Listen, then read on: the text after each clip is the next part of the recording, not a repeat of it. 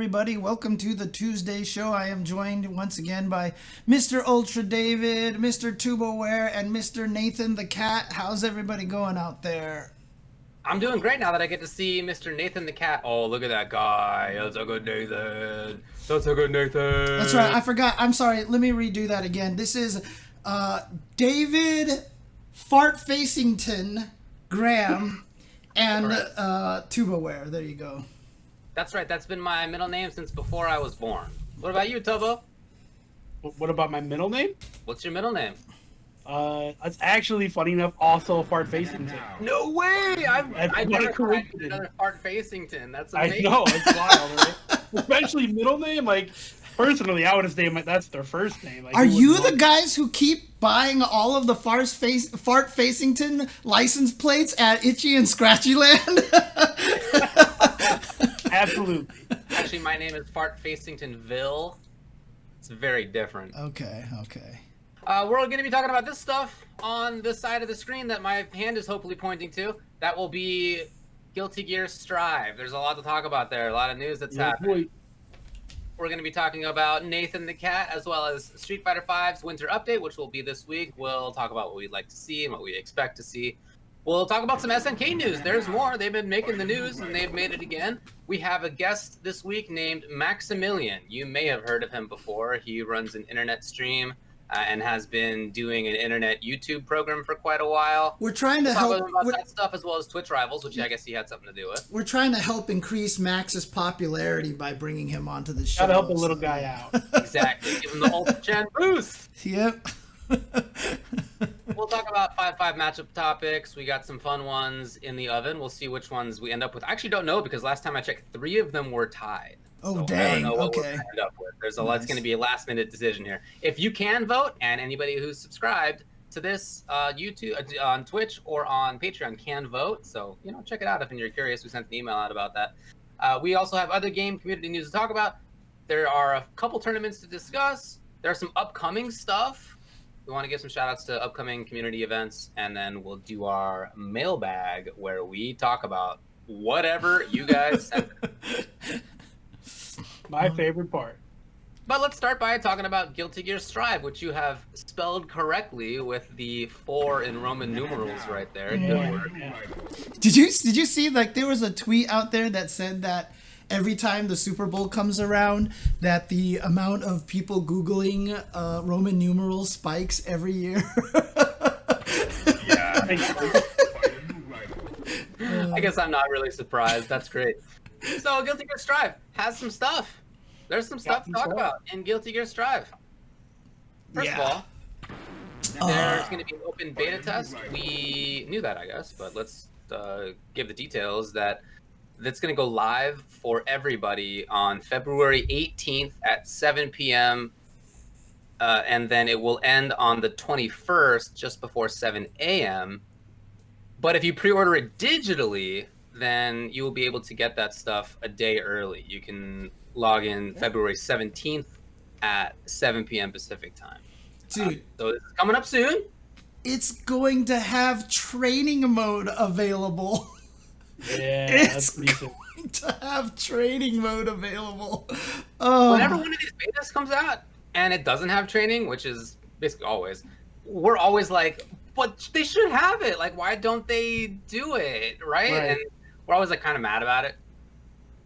Yeah, they're actually making it happen. They're actually doing the good stuff. Dude, I'm so happy. I'm so happy about that.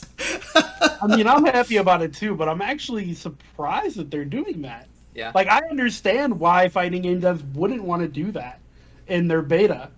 Like, it just opens up the possibilities of people find really broken shit that's not going to be there during release, and maybe that's actually what they're trying to do. Maybe they're trying to open beta their game, but let the players find some really messed up junk that they can remove before release. Maybe that's their goal. I don't know, but yeah, it's dope. It's cool. Like, I really hate not being able to learn combos because I'm getting my ass beat.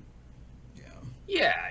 It's definitely easier to go into training mode for whatever period of time, find the absolute basics, rather than, I think what I did in the StrIVe beta was just like Potemkin Buster a lot. Like, I I guess I did like baby combos with Potemkin, right? I did like whatever into down HS into heat knuckle, right? Heat extend, something like that. Yeah. Whatever. It was whatever I did with him like 15, 20 years ago, and it still basically seemed to work.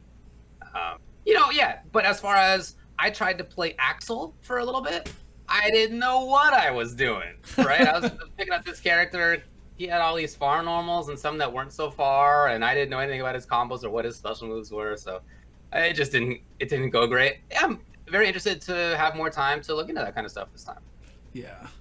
And speaking of, or go ahead, James. No, I was about to say, and there's going to be basically all the characters except for 2 of them, right? If I'm not mistaken, I think it's going to be Anji Mito, who is not a playable, and whoever the last character is supposed to be that we don't know who is yet.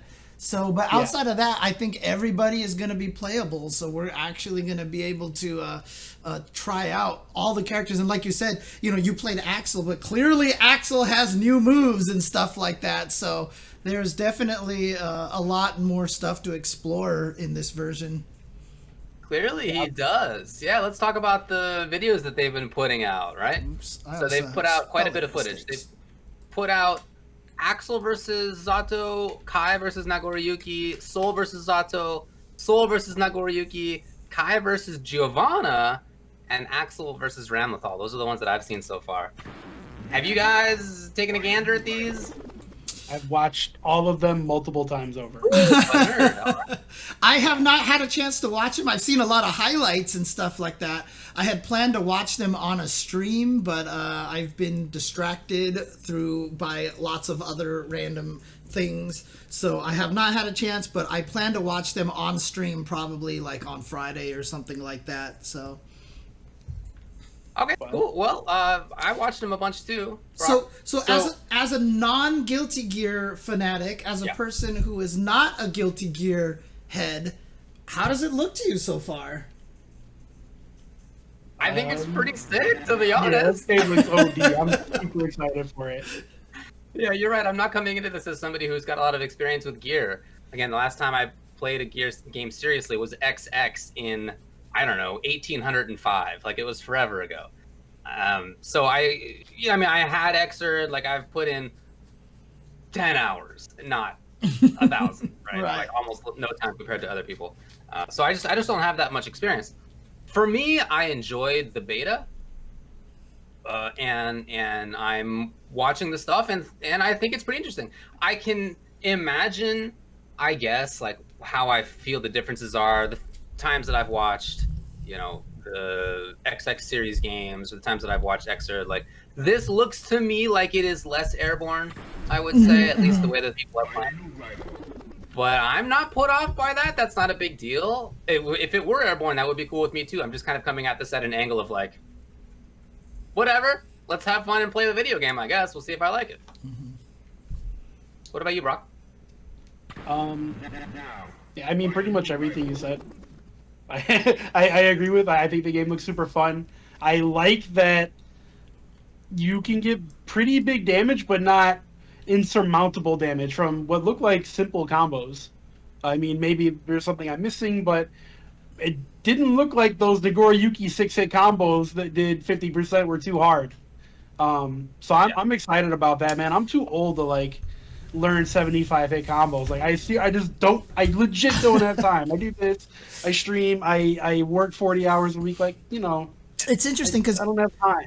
Guilty Gear's combos, I mean, they even in Xrd, like some of them, Guilty Gear, like, I don't feel like has as long of combos as some of the other anime games, but they always had like very, very character specific stuff and all this. It was very detailed. I'm sure that's gonna still exist. I don't know how they're gonna if they're changing the weight gravity system or the hitboxes for everybody was super vastly different. So I'm curious to see how they're gonna handle this game.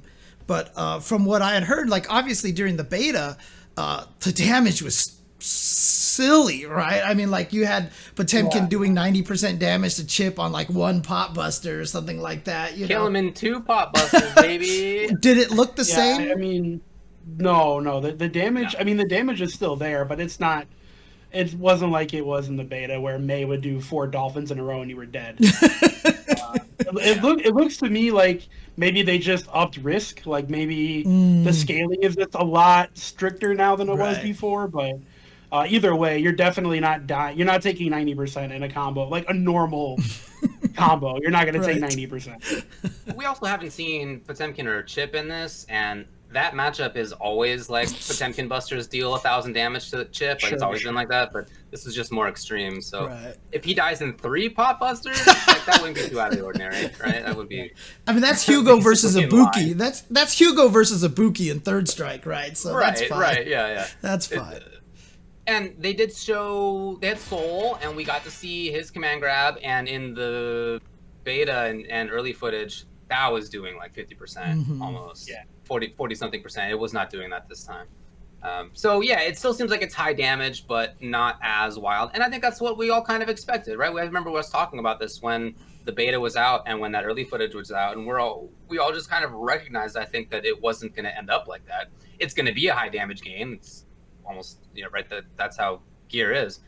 But that plus the fact that guts factor in hugely, and they are obviously still factoring in hugely when you watch how the life bars go down in this too. I think it's just probably not going to be a super big deal. Right. Soul's command throw was still just a command throw, right? It didn't lead into the big old combos afterwards, right? And he was just still slammed. Okay. Just the slammy. Yeah, and it was good damage, but it wasn't 45% or whatever it was before. The mild throw, oh man, it's pretty wild though. As far as the footage, I do agree with some of what people are saying in the chat. I was going to mention this as well. I don't really feel that they showed off some of the characters in the best ways that they could have. I guess I don't know like necessarily what we're missing out on, but it did seem to me like the Ramlethal was like kind of just not doing that much. Basically got blown up by the Axel player. Because it sounded the Giovanna player was like, I mean, Giovanna was real stale. I don't know. Maybe the character doesn't have any cool stuff, but it didn't seem. She looked real stale, man. Real stale. She absolutely looked stale. Yeah, beautiful looking, but stale in terms of gameplay. So, but is that actually how the character is, or are we just not seeing stuff? Right. I mean, I had heard at least it looked like it was players that knew what they were doing, but maybe not then. So. Well, some of them absolutely knew what they were doing. if only one of them knew what they were doing and the other did not. Well, I mean, they both seemed like fighting game players for sure. Okay. So as far as the characters, right? Let's talk about them a little bit. Who interests you among the footage that we saw, Brock? Nagori Yuki. Okay, talk to me.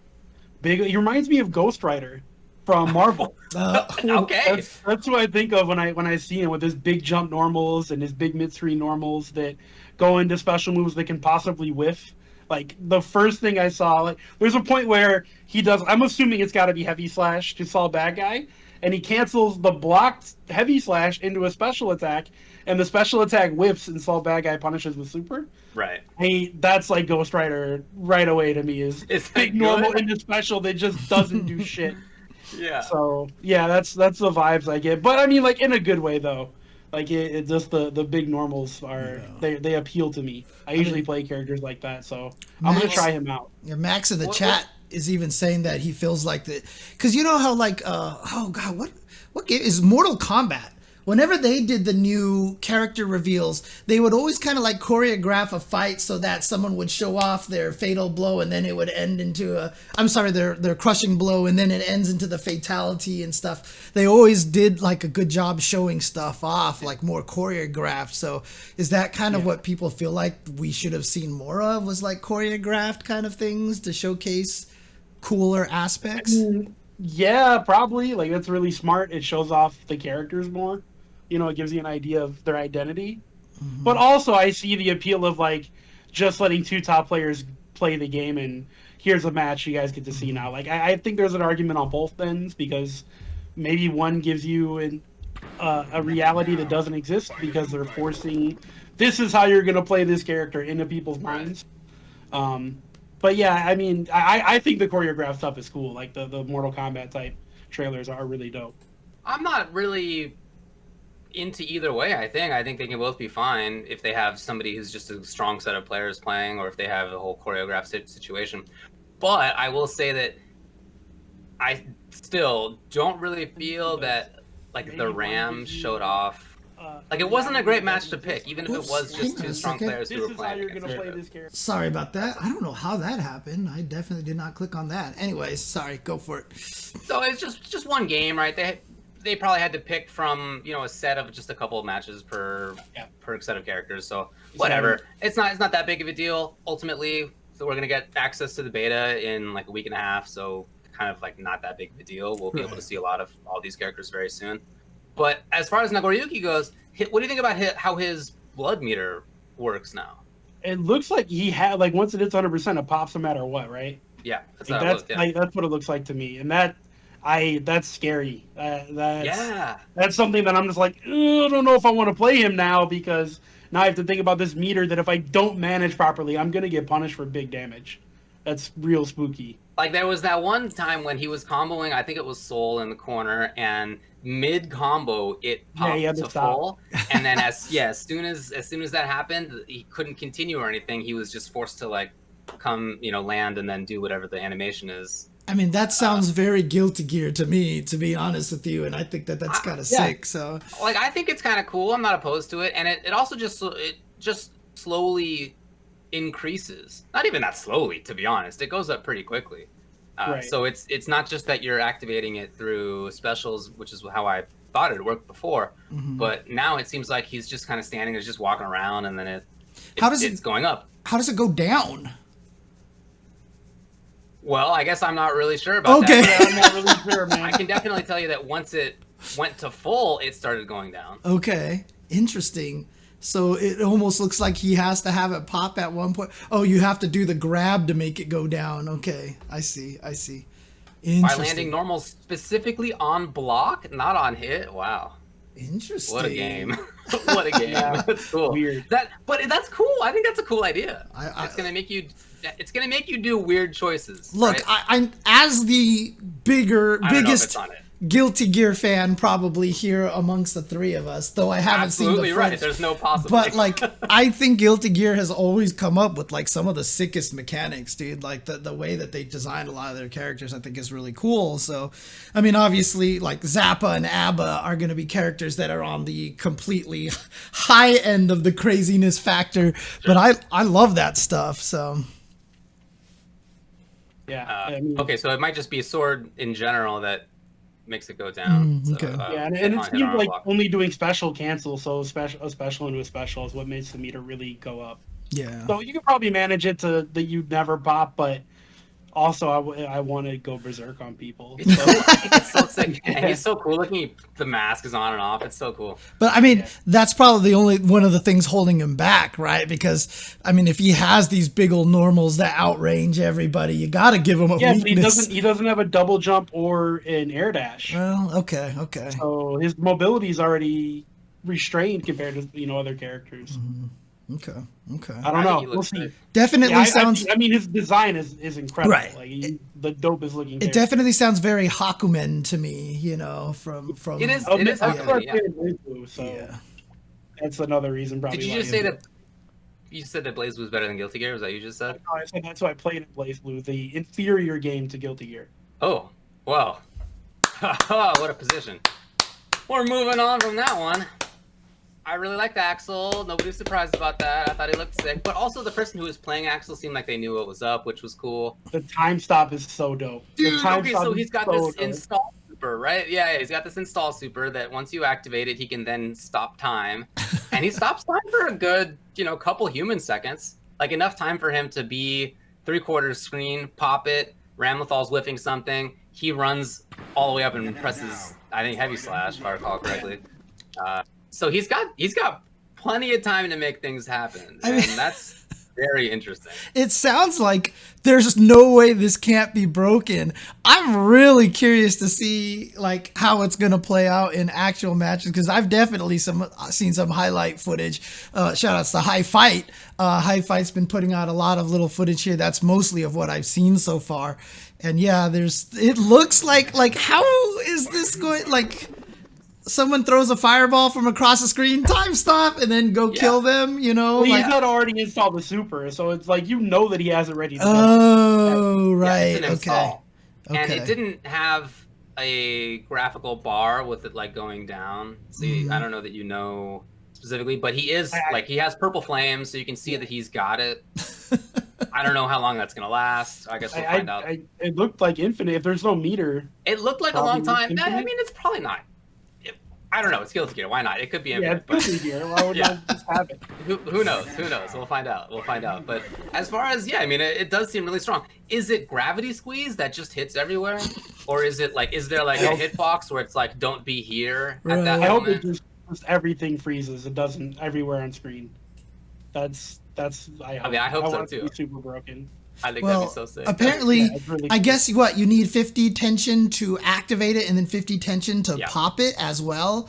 So you in order to do it, you need 100. I don't know. That sounds like what Saint Kula's saying. I thought he could pop it whenever he wanted. I think once you activate it, you can just do it. Oh, okay. Yeah. So it is 0 to pop it. Okay.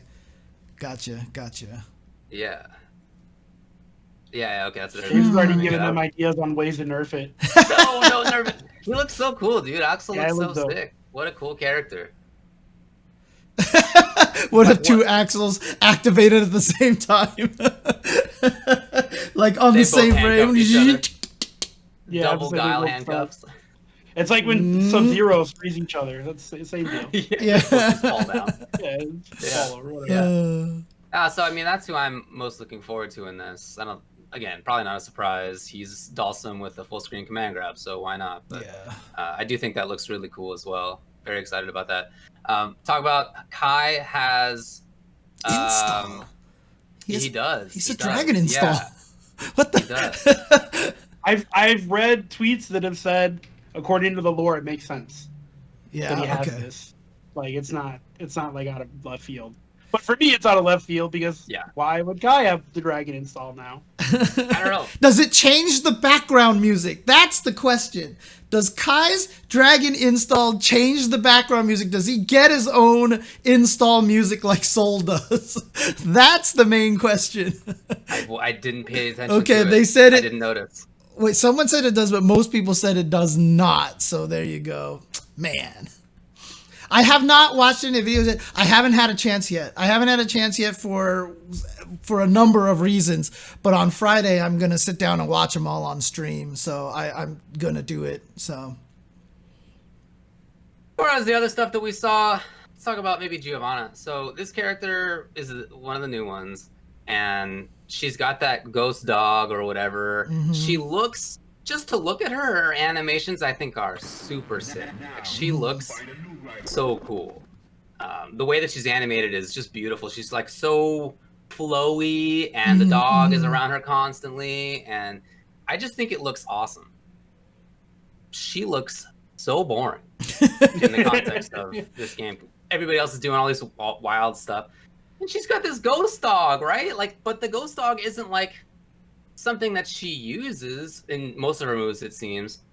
Not that I expect her to be a public character or anything, but like maybe she has like a projectile where like the dog goes running out. Go, puppy! Like something. I don't know. But we didn't see any of that. It could be that we just didn't see that because the player didn't do it. Maybe she has. Right. Yeah. Some people in the chat were saying that looked like the Giovanni player didn't really know what they were doing as much as their opponent. Yeah. And it sounds like they just got kind of beat up, right? So. Yep, that's what I think as well. Okay. She wasn't doing that much. Again, beautiful animations, looks super sick. I'm just not. I mean, it's not for me. Maybe other people think that she's cool looking, maybe in terms of her gameplay, but I don't know. What did you think, Brock? Super boring looking. I mean, she's gorgeous, well animated, and yeah, all that stuff. And Ghost Dog is cool, but she looked really exciting to me. Cool. No, she still looks like a KOF character to me, like her design and everything. Right. She feels out of place almost. I guess I didn't see that or feel that way anymore. That was how I felt about it too when she was shown. First, just we saw like pictures of her or like screenshots of her, but after having seen her in motion all that much. I feel that she looks like a Guilty Gear character in terms of animation. Like she looks like she fits in animation wise. I'm just not interested in the gameplay. The fact that she has this sick ghost dog and it's just like a scarf around her. Yeah, like it's not like doing stuff. I don't know. I'm disappointed. It's like a mink. Yeah, it's real. It's a mink coat. Yeah, she's just wearing it. It's a mink, dude. Yeah, it's real. Yeah, I don't know. Not for me. Opportunity, man. I feel like they could have done more, but whatever. I'm not gonna like every character. Yeah, totally. I mean, I'm sure other people are into her. It's just not maybe for me. For sure. So look, we don't know that much about her and Ram, I think in particular, because those players didn't seem like they knew as much of what was going on as the others that we saw. But hey, we only have about a week and a half until we get to play this game. And it looks like that they're going to be just unleashing more match footage on us as time goes on, maybe. Because I mean, the match footage that we've gotten, the first one was from, what was it, like GameSpot or like one of the different last week or a few days ago yeah. GameSpot, and this time Arcs has put up their own videos. Right. So I'm wondering if they're just letting different news organizations unleash stuff at times or something like that. Maybe we'll get more, but like you said, we're so close to the beta already. Maybe they've done enough to whet our appetites by now. So I'm excited for it. Mm-hmm. I'm going to be stopping time in footsies. This is going to be so sick. Just throw it out randomly. It's going to be cool. All right, well, I guess that's it for this topic. You want to move on here?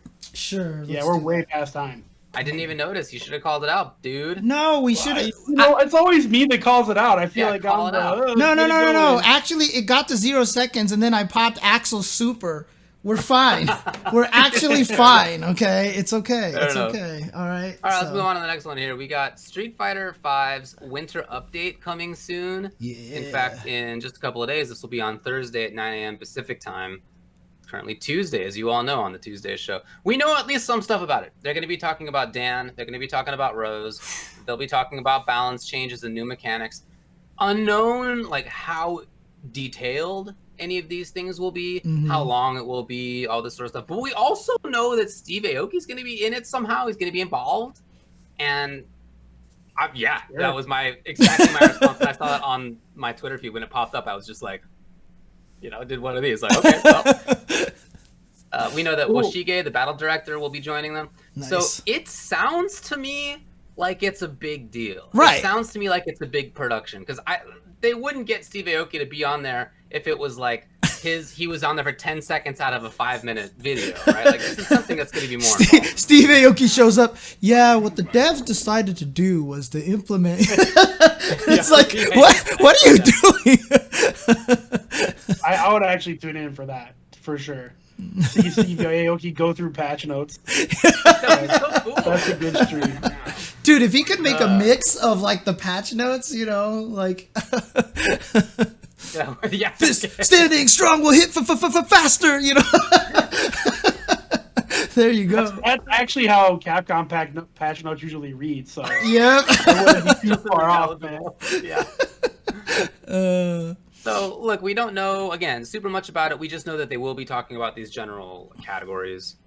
But it sounds to me like it's going to last for a while. It sounds to me like it's going to be detailed. It also could be the case that they are teasing that they're going to announce a new character. And that new character could be 11. Wait, where did you see that from? What? What? I was just looking for James's face. That's right, 11 as of 12. Could be 12, 11. Wait, where did you get that from? So this is, again, just speculation. The Street Fighter account, both in English and in Japanese, has a tweet that was calling out specifically that this would be on February 11. Not, that is to say, written out 11, not the 1-1, but 11. And isn't there a little like emoji at the end of it as well? Yeah, with the little little this emoji looking eyes, right?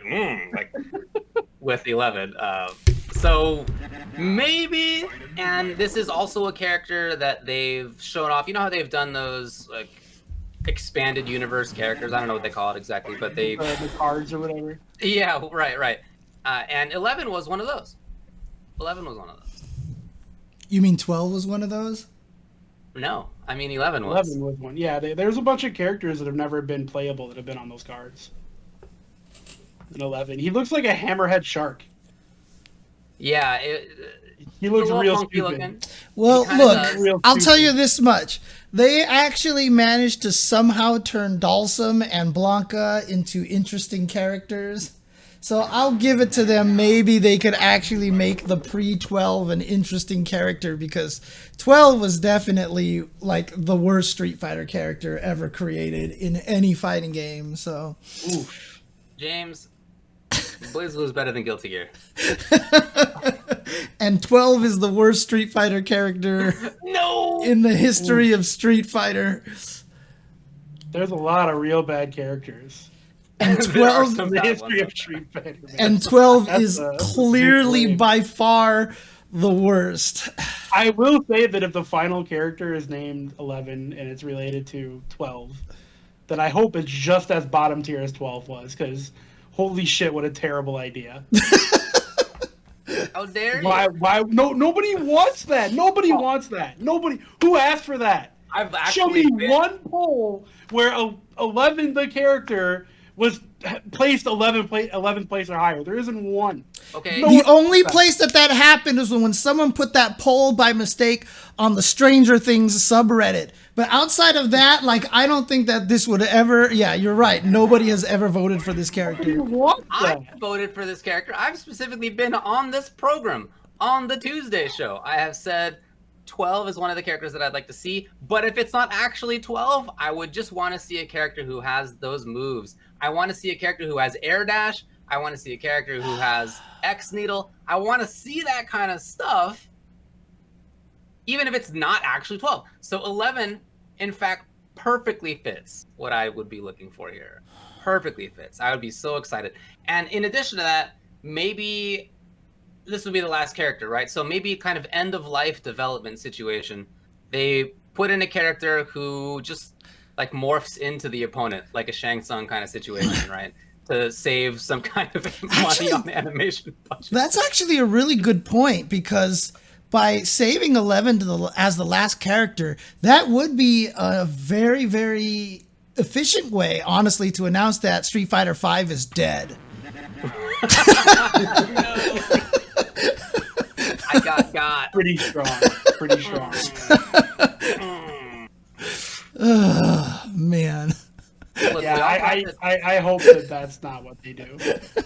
You're hoping it's It not might 11. be. It might be. It could happen. Well, when we all found out that it was Seth, we thought that was the stupidest thing in the world. That character is so stupid in Street Fighter 4. We hoped that they would never bring Seth. And what happened? Street Fighter 5 players are still saying Seth is so stupid. Why did they bring this character back? Yeah. Okay. Nothing has changed in that regard, David. Okay, fair enough. But for different reasons now. And when they announced, when we like saw Seth, when they released Seth, we all were like, this character's actually cool. You made Seth cool. And they did make Seth cool. Now, they also made Seth one of the best characters in the game, and kind of annoying to play against, but... A little. Okay. You know, still, just a cool character overall. So I would be very cool with 11. Anyway, this is, again, just all speculation. As far as other stuff goes, they are going to be talking about the balance changes and mechanics. Again, in what detail, we don't know, but we've briefly discussed this before, but I guess we'll get into it more now. We got a little bit of time. Yeah. What do you think will be this new mechanic in Street Fighter V?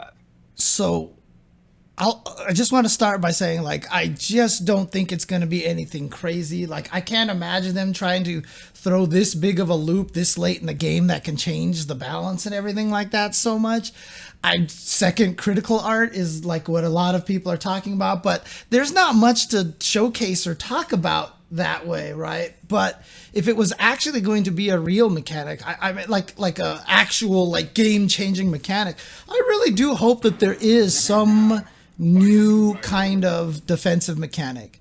Like if there is some kind of defensive mechanic that allows people to, push block or something like that, some sort of new alpha counter or second V reversal for everybody, and give everybody one that's actually fast and works on medium attacks, but like leaves you -2, but at least kind of like at a distance or something like that. Something, you know, custom combos. Oh God. Oh God, please no. What a terrible idea. Never again. I have already said, I have already officially said on Twitter, if it's the option to turn off back roll or quick rise from the joystick, I would be happy. Because I'm so sick of doing quick rise and back roll from the joystick. I actually, now that I think about it, I actually don't know how to do quick roll and back rise. I just do it every time.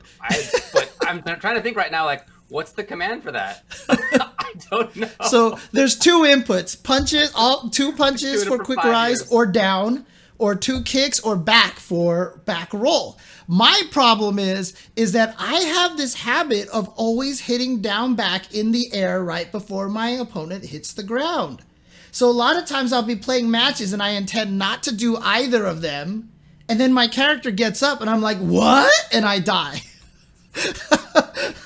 And I'm just like, wait a second. Because I'm just always hitting down back to block when I hit the ground. So what's the command again? What did you say? It's either back or 2 kicks for back roll, or down and 2 punches for quick rise. That's wild. Even as you say it, I have no memory of this place. I'm like Gandalf walking into the Mines of Moria. No memory of this. But if you put me in that situation where I'm playing Street Fighter V and I get knocked down, I will absolutely do it right away. Right. Yep. Ugh, the brain's weird. So, okay. What do you think, Tubbo? I still hope that it's a forward roll on Wake Up. I really hope that's what they add. So I want more roll options to piss off James, apparently. That's right. I think it can make a big difference in the way Oki works in the game. It would. So I like, one of the things I don't like about the game is getting, rounds stolen from me. Like, I love stealing rounds, but I don't want to get rounds stolen from me. So give me another defensive option to get out of those situations, please. You got to give and you got to take, man. Come on. Yeah. You got to be on both sides. You got to be cool with it. Well, lately I've given up Street Fighter V again. No way. You love that. I haven't played it since December. You love it. I've been busy too. Nope. I mean, honestly, like, a forward roll, while, obviously would be a nice new mechanic, would change a lot. You remember how much it affected Street Fighter Cross Tekken, right? Like, people had to come up with, in Samurai Showdown, the fact that you can back roll, neutral get up, or forward roll with 3 different timings, with the same timing granted, which is what makes it a little bit trickier. But it makes it so that it's very hard to Oki. So it really depends on how far they roll. Like, I'd be okay if the forward roll was throwable. Like, if that was a weakness, so that if you called it out, you could just throw them or something like that. Because then that would also buff grapplers. But then you're still just eating meaty throw. Like, I want a way out, man. I want to mix up the Oki. Like, I don't want it to be the way it is. That's what I'm hoping for. I don't think that's what it's going to be. Okay. I think it's just going to be critical art again. Yeah. Like, whatever. I mean, like I said, I absolutely think they're going to take the easy way out. But I hope they hit me with the red focus, and because I didn't believe that was even real when it got leaked. I was like, that sounds so ridiculous. It's not real. I'm hoping for something like that. Right. Okay, but I'm not expecting that. But you were right that it was ridiculous and it shouldn't have been real. but that's why I was like, this. No way, it's going to change the game too much, and then it was real. So it did. I mean, like I said, for me, I would just like to have some sort of alpha counter option off of that uses super meter instead of the V reversal gauge. And like I said, I've thought about this very carefully. The way I implemented was I would actually make it a throw that does 0 damage, and it's like a Samurai Showdown throw where you just push the guy. And then you're -1 or -2, but you push them at a decent range. It grabs right away, so that way it doesn't work on jump attacks or airborne attacks. And the reason why it's like a pseudo push block, but the reason why you don't want push block because you don't want Karen to do Gorenken and you push the second one and then the slide whiffs and then you put it Punisher. Okay. And like, you don't want to add that to the game. And so by making it instantly kind of like a fixed animation push you away kind of thing, I think would be kind of neat. That's my dream. If I had the ability to add a new defensive mechanic, that's what I would put in the game. So whether it's going to be that or not is absolutely absolutely 100% never. It will Okay, not I think be you're that. probably right. Yeah. My take, I think both what I want and what I think is pretty much a reasonable expectation is V-Reversal 2.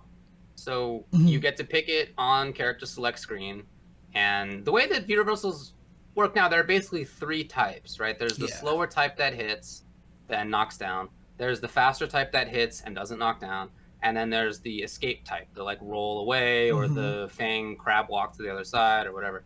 So I want every character to have one more of those. So, for example, Vega should have one that also hits, right? Whether it's the fast one or the slow one, that's their choice. I don't know, whatever they end up doing on that. And then Zangief should have one that also knocks down, or that he can roll away from, right? Whatever. One other choice that you could use in different matchups defensively, or some characters use V-Reversal offensively in some situations too. I think that could be really cool. I think that could be a good way to, in certain matchup-specific situations, get out of spots. It'd be really nice if I were playing against Cammy if I had a fast V-Reversal. Right. Like, that would be really handy. I would pick that versus her, but versus other characters, maybe I want the knockdown, or maybe I want the roll. What if they decided to put both of them in at the same time? Because obviously, except for Vega, everyone's only got one V-Reversal. And it wouldn't be hard to change Vegas to like hold the buttons to make him flip twice. You know what I mean? And then make it so that you have that variety, that choice. So if that way, if you block a medium, to do the fast one instead of the slow one. But if you block a heavy one, like if you block scissor kick, I'll do the one that knocks down. But then if I block his standing medium punch, I could do the quick one, kind of thing like that. Yeah, I think that could be cool too. Okay. But I think that's a reasonable expectation. So that's what I'm not coming into this expecting it, but like, I think that's not unreasonable. Yeah, it could happen. Yeah. All right. Well, as far as the game mechanic, there's some thoughts. Talk to me about balance changes. All right. What do you want to see, just briefly, right? What are some of the small?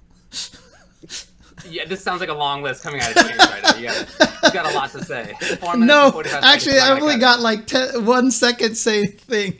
Buff Lucia, please, dude. Oh my god.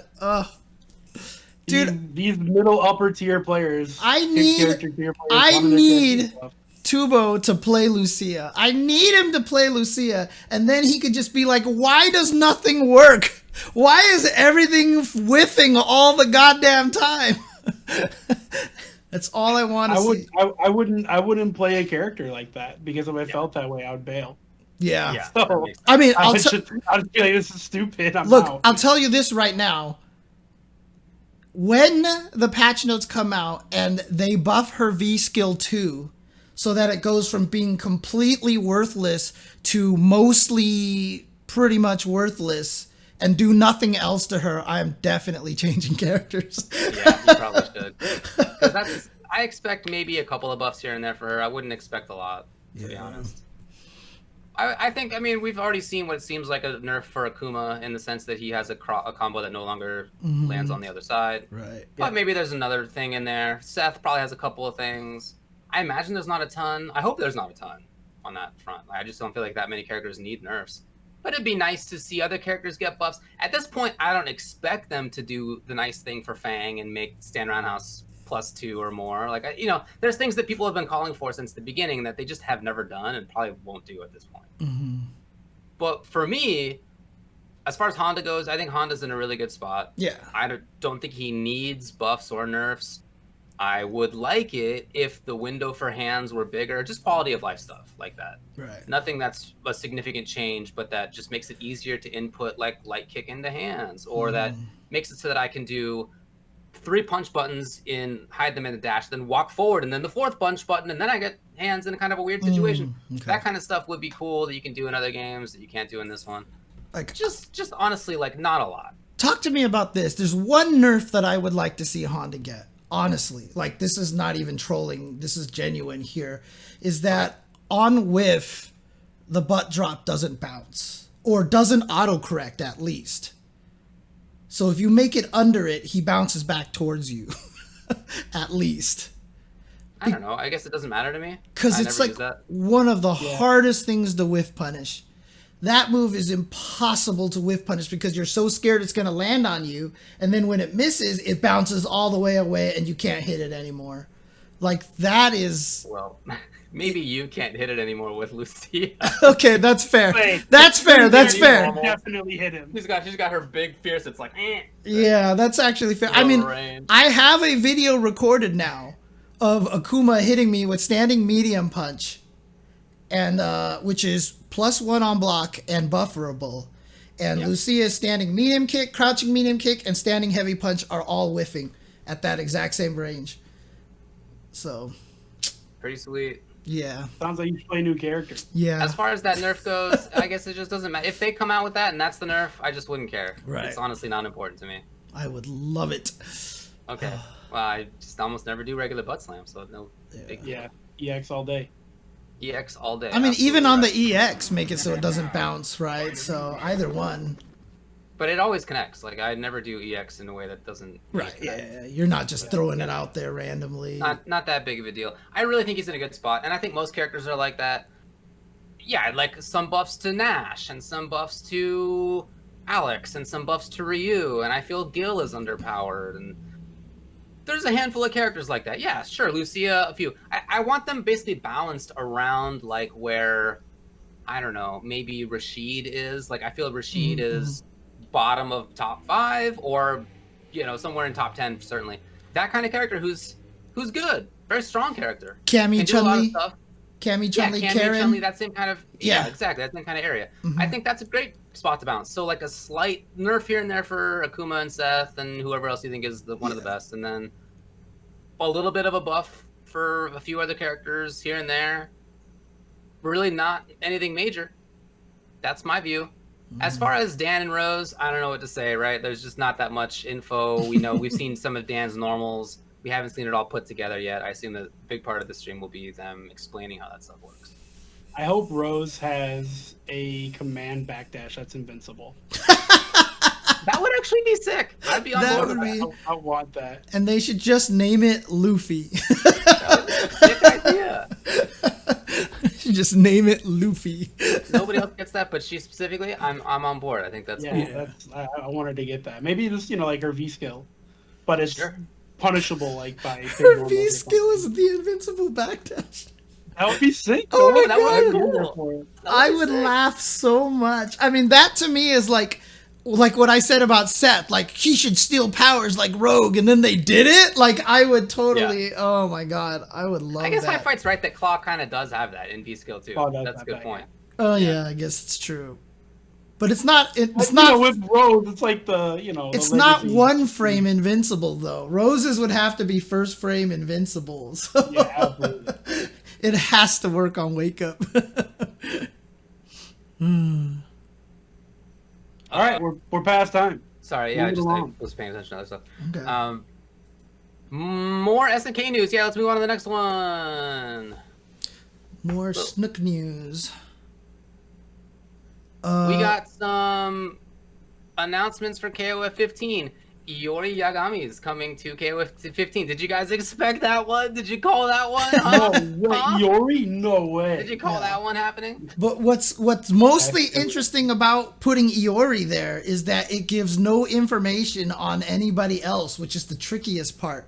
Because like a lot of people are like, well, that just means Vice and Mature are coming back. But Iori's been on a lot of different teams. Like the next character could be Kyo all of a sudden. And then finally Chizuru and Kyo and Iori can officially be on a team together or something like that.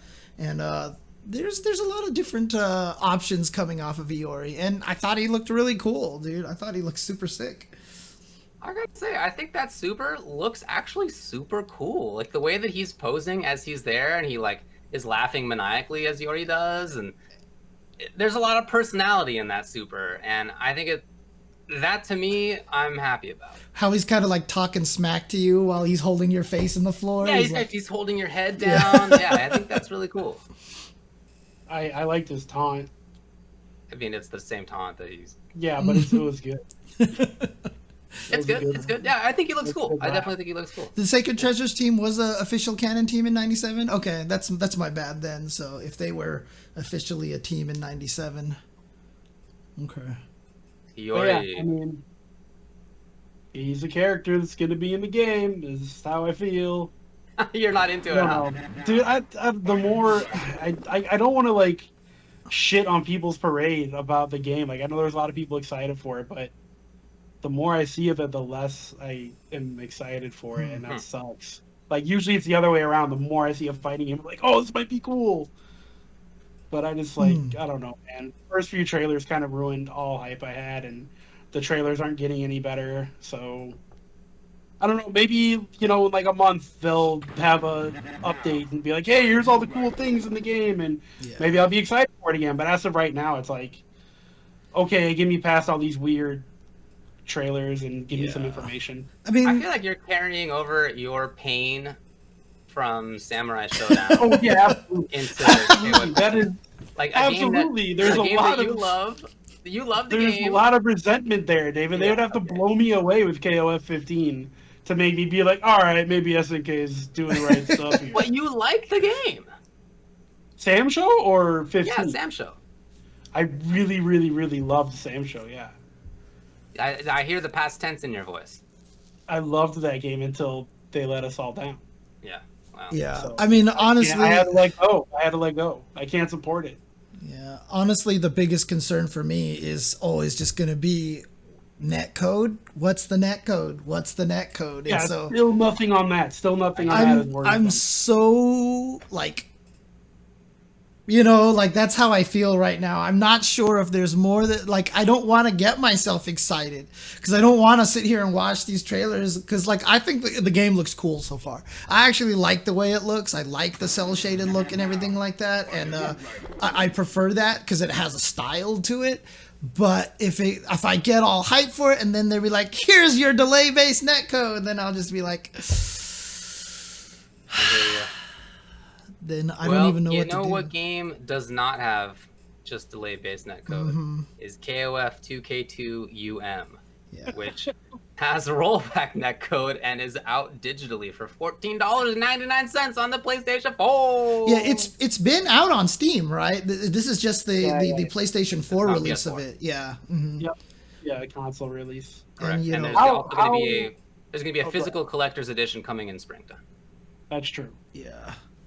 And how embarrassing would it be for SNK to release 2002 again with rollback, and 15 doesn't have it? Dude, that first trailer that they came out with, and they were like, in the meantime, enjoy the rollback-based netcode on KOF 2002 to satiate you until KOF 15. Like, they had that line in their trailer, and that line alone makes me believe that there's going to be rollback in KOF 15, because you cannot put that line in your trailer and then come out with rollback netcode. But at the same time, maybe you can. Okay. My sweet young innocent exactly. naive 10. Exactly. Let me tell you, that's exactly what they could do. Bummer. Well, there's other SNK news. SNK versus Capcom Match of the Millennium is going to come out for the Nintendo Switch on the eShop February 17th. But that's the Neo Geo Pocket version, right? The little chibi fighter. Came out on Neo Geo Pocket Color in 1999. Yeah. This is not cool. even the. I mean, I played it. This is not the card game one, right? This is actually the fighting game, chibi fighting game character SNK versus Capcom, right? Yeah. Okay. Yeah. Nice. Yeah, that game's fun. I haven't played it in forever, but I remember enjoying it. Okay. Anyway, that's coming out on the Switch on the 17th of Feb. I'll probably have to pick that up then. I'll pick that up then. Yeah. Oh yeah. I'll get it. Cool. All right. That's all I got for this. Okay. All right. Then. All right. Cool. What we can do is we can take a quick break, and when we come back, we will have Mr. Maximilian, of course, of Mr. Maximilian Dude, on the stream just to talk about Twitch rivals, all that stuff, and a lot about fatherhood now. That's right. We're gonna get deep with Max. Exactly. So, sure, some people will be excited for him to come on the show. He's fairly popular, so we'll see what happens. But be right back, guys, and stay tuned.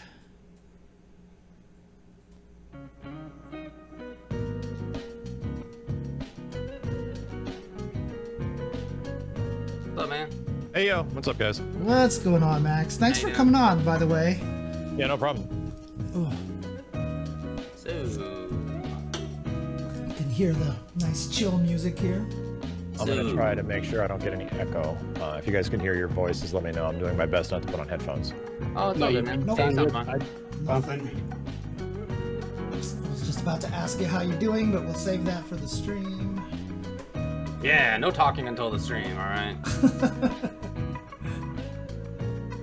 Oh, man. And just so you know, the audio is unmuted right now, so people can hear us. So that's the way it works.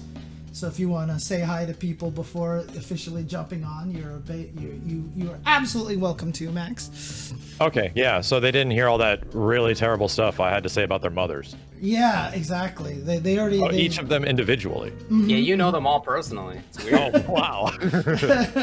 That was some vile stuff you said, Max. I've Sorry. never heard that kind of language from you at all. I just felt so emotional about it. Oh man. All right. Everybody says they forgive you, Max. Like, one person's like, we're used to it.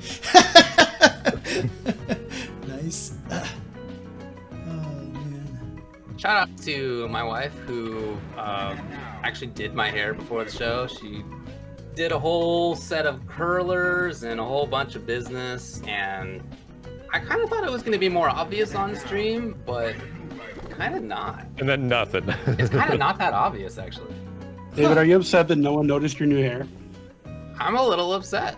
I can tell. You didn't notice my hair.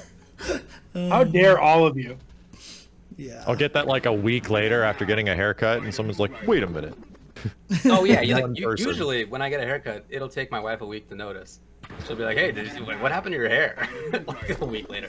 How long but is I it? haven't gotten a haircut since November of the year 2019. Does JJ cut your hair, or do you usually go out to get haircuts, Max? We know our hairdresser. We've known her for like 5-6 years. Okay, So okay. yeah, we actually like hired her to come over during the holidays because she has been so completely jacked up because of all this COVID stuff, losing a lot of clientele and things like that. So That we were sucks, super careful okay. and cautious. And I finally got a haircut after like a year. My hair was like Nice. almost past like my shoulders to the middle of my friggin' back. I'm like, I'm losing my mind here. Get this thing off my head. Could have almost cosplayed as a. God, why can't I? Lin Kurosawa, dude. Dude. Shit. Oh, man. All right, let's come back on. Oh, we're good? We're good? Huh? All right, let's do this. Hello, everybody. Welcome back to the Tuesday show. I'm James Chen, joined by Ultra David, Mr. Tubaware. We have the interview segment coming up, and we have Mr. Maximilian here. I'm sure everybody has heard of him. Everybody knows who he is, but just in case you don't, let's have him tell us. Ah, there you go. Oh God, hi. Hello. Who are you? I'm sitting here in a corner. Hi. Oh, wait, now I hear an echo. Interestingly. Oh, is it really bad? Let me know. I can fix it really quick. Do you guys not hear anything? Or is it just me? I don't give a shit. I'm good. People at home are saying they're hearing an echo. What I Oh, could they say so. Okay, hear... bummer. James, did you unmute your background stream on accident?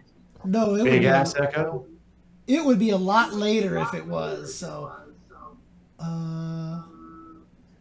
Everyone is echoing. Oh no. That's strange. Everyone has acquired the voice of God. Well, maybe we can just do it this way, because then it would be like the oh dang, I am echoing. That is weird. Hang on a second. Oh wait, I know. Are you on? Did you mute your OBS Ninja, Max? I'm checking it right now. And it defaulted back to my microphone. Ah, Let me know, chat, if that fixed it. that fixed it. That fixed Did it. that fix it? Yes. Check. Yes. Professional Check that. Maximilian has found the problem. Actually, James found it. Fixed it? I Okay. knew James would Yeah, know. no, the OBS was like, this thing was like, it defaulted back to some reason to my webcam, and that was literally picking up everything. It sounded terrible to this little teeny webcam. Sorry, chat. All right, we're good. Mr. Maximilian, let everybody know what you've been doing for fighting games and stuff recently. Hello. I think the thing we really wanted to talk about today was the fact that I've been working with Twitch a little bit more officially over the past 6-ish. Technically, this goes back to like 8 or 9 months when we were in the conceptual phases of working with Twitch Rivals and producing some more fighting game stuff, because Twitch Rivals has already, done a lot of fighting game present stuff, but they did it in the same way that you kind of see like battle royale games, throw a bunch of people into ranked, whoever gets the most wins, and they would do things like that. And I definitely had a different idea of what kind of show I would want to do if it came to Twitch Rivals. So that's kind of where, the Twitch crew came in and they're like, hey, we want to give you access to the Rivals crew. What would you want to do for a tournament? And I had like no idea. So I pretty much sat on it for a long time. And that's the thing that sort of started the story of Twitch Rivals and kind of where we're at right now. Okay. So are they the ones who reached out to you about that? Well, yeah. So the idea is initially Twitch wanted to do, just give me access to tournament stuff. They're like, hey, if you could do a tournament, what would you want? And this is like Rick and other, Twitch guys that actually work there. And I had no idea what I wanted to do because at the time, my wife was still pregnant and we had some ideas of what would be fun, but nothing was immediately screaming to me that I would want to like put my name, my branding, like everything on like a tournament and just go for like whether it's something like modern, like a Tekken 7, Mortal Kombat 11, Smash Brothers, like I'm like, I don't know if I want to do a tournament for any of these games like right now, like because they're big and modern and that's obviously what, big esports initiatives want. So I kind of sat on it. That changed when the Parsec scene really, and it's already been thriving for a long time, when Parsec really started thriving for Marvel. And then I tried it myself in the first month I was home. I was like on break from stream and I was just watching Parsec Marvel for a month. Then I tried it myself and I was like, yo, okay. In September, I'm like, this is sick. And that's where I initially got the inspiration to sort of like, what kind of show could we put on? I mean, when it comes to having Parsec on that, right? I'm curious if you have any insight or whether you had to deal with this at all. How is it that Capcom agreed to allow this game to be on Parsec? Seriously. How did that happen? I'm so glad you asked that as someone that is like a copyright lawyer and someone that knows like, okay, that is a logistical absolute nightmare. Yeah. How did that happen? I mean, it's not even just Capcom; it's Marvel too, right? So yeah. No, this is not just dealing with one end, and I have a funny history of dealing with both Capcom and Marvel in terms of official products. But I'm also super fortunate that I still have a lot of the contacts and people that I know that are just friends that I've spoken to over the years that work at Marvel, that work at Capcom, and I was like, you know what? I think if we get a good enough focus and we're like, this is the kind of show we'd want to produce, I want to bring back, assist me type stuff. We want to make it this big celebratory event of this game that's actually possible to hold a tournament in the current setting we're at, not using the core games, infrastructure, which clearly sucks. And I think they're already kind of aware of that. Yeah. And then pitching that, being like, so if we did it this way, how is this okay? And I was very lucky to get a hold of the right people to get them a hold of Twitch, because these are not things that are just like, oh, Max wants to do a tournament, Twitch Rivals is going to help out. No, Twitch Rivals is technically conducting and facilitating this. It's like I'm the director and they're the facilitators. But since it's an official Twitch product, technically, we have to get signs, we have to get approvals. And this is why, like I was saying, this was in the oven probably 3 to 4 months before this even happened. So the approval process, getting all that stuff worked out, figuring out how the brackets are going to run, figuring out how do we get matches on stream, like just going, and me telling the Twitch Rivals crew, yo, get a hold of the Tampa Never Sleeps crew, get a hold of Tong, get a hold of Kevin Ha, figure out what they do, because they are already doing this, right? And they do it, they're like few man crews. So take their advice first and foremost. And if we can communicate that to Marvel and Capcom, then we're going to be okay. But yeah, like, I don't know many of the situations where we would have gotten approval from Marvel or Capcom if I didn't have those contacts to actually make this a possibility. Do you have any sense about how they felt, how it went? Yes, I think they were super happy. And that's and that's a good thing because that's what I wanted, right? You'll notice there's already a theme, right? This game lives or something like that. There's already a theme that I like playing older fighting games that I think have a deep passion fan base, something that I'm also personally connected to. These games that I already love, if not have a deep association with its community or its history. And I'm very comfortable in that situation of knowing, like, okay, I know if we put on a show and we embellish moments like this, if we get these players and get them at the perfect place, perfect time, it's all going to be this cohesive sort of, damn, this game is sick, right? Because that's the whole reason why Ultimate Marvel 3 is great, because damn, this game is sick. To have that echoed throughout the whole thing about how dope it was, 10 plus, almost 10 years ago now, and how incredible it is, even still to this day. Yeah, I was gonna say, you're trying to make them happy. What do you know about Marvel 4, Max? What are you hiding from us right now? Dude, so who are you appeasing to? I absolutely got the heads up on Marvel 4. Okay. This wouldn't come from the devs officially, but I heard from some space wizard that Marvel 4 has a really solid chance of happening now. And that chance is about 1 in 14,605,000. That sounds about right. That sounds about right. There's a chance. Sounds about right. I mean, There's a chance. See, that's like the difference between buying 1 lotto ticket and 2 lotto tickets. Yeah, you build up your chances, baby. We're that much one bigger step closer. Like, I mean, you can go out and get struck by lightning or get a Marvel 4. And those are pretty good chances, in my opinion. First of all, you have a higher chance of getting hit by lightning, Max, for sure. I know. I actually, maybe you actually do. Yeah, that's actually true. Yeah, like no question, more people a year hit by lightning in Marvel games. California. Zoop. You're gonna get zooped in real life. In a realistic scenario, and I called this like a couple years ago. I think the only way you bring back Marvel vs. Capcom, personally, is you have to remind people of what made Marvel vs. Capcom so great, which is already what I'm personally trying to do, right? Like, if I have a big community of people that love the shit out of fighting games, I'm going to do my best to get a lot of them together in one spot and really show this shit off that people love this stuff, man. And it should come back in some way. This is my efforts to at least show Capcom and Marvel that, yeah, this is awesome, right?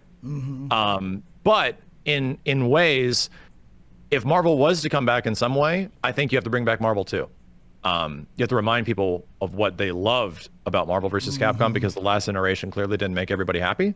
So bring back the thing that everyone loves, answer Killmonger's request for Marvel 2 to come back in some way on PS5 or something, right? Actually do the thing that everybody wants. Just bring this game back in some way, and hopefully it's represented well. Because that's the way Marvel 3 happened, which is funny. Marvel 2 came out first, and then Marvel 3 was soon after. Now, do you feel like, if Marvel 2 came back, should it be, upscaled? Should it be rebalanced? Or do you think it should just be exactly as it is? Because it's tough to touch these old games and tweak them even with the best of intentions, right? Right. I mean, I think that's sort of a pipe dream that we get like an Ultra Street Fighter 2 Marvel 2 representation. That would be incredible. But the idea is that you'd always have the original game playable in some fashion. Right. That's like a super ideal situation that I don't think is going to happen. And what worries me is that I kind of am worried that if Marvel 2 came back in some way, it would be in a compilation of some kind.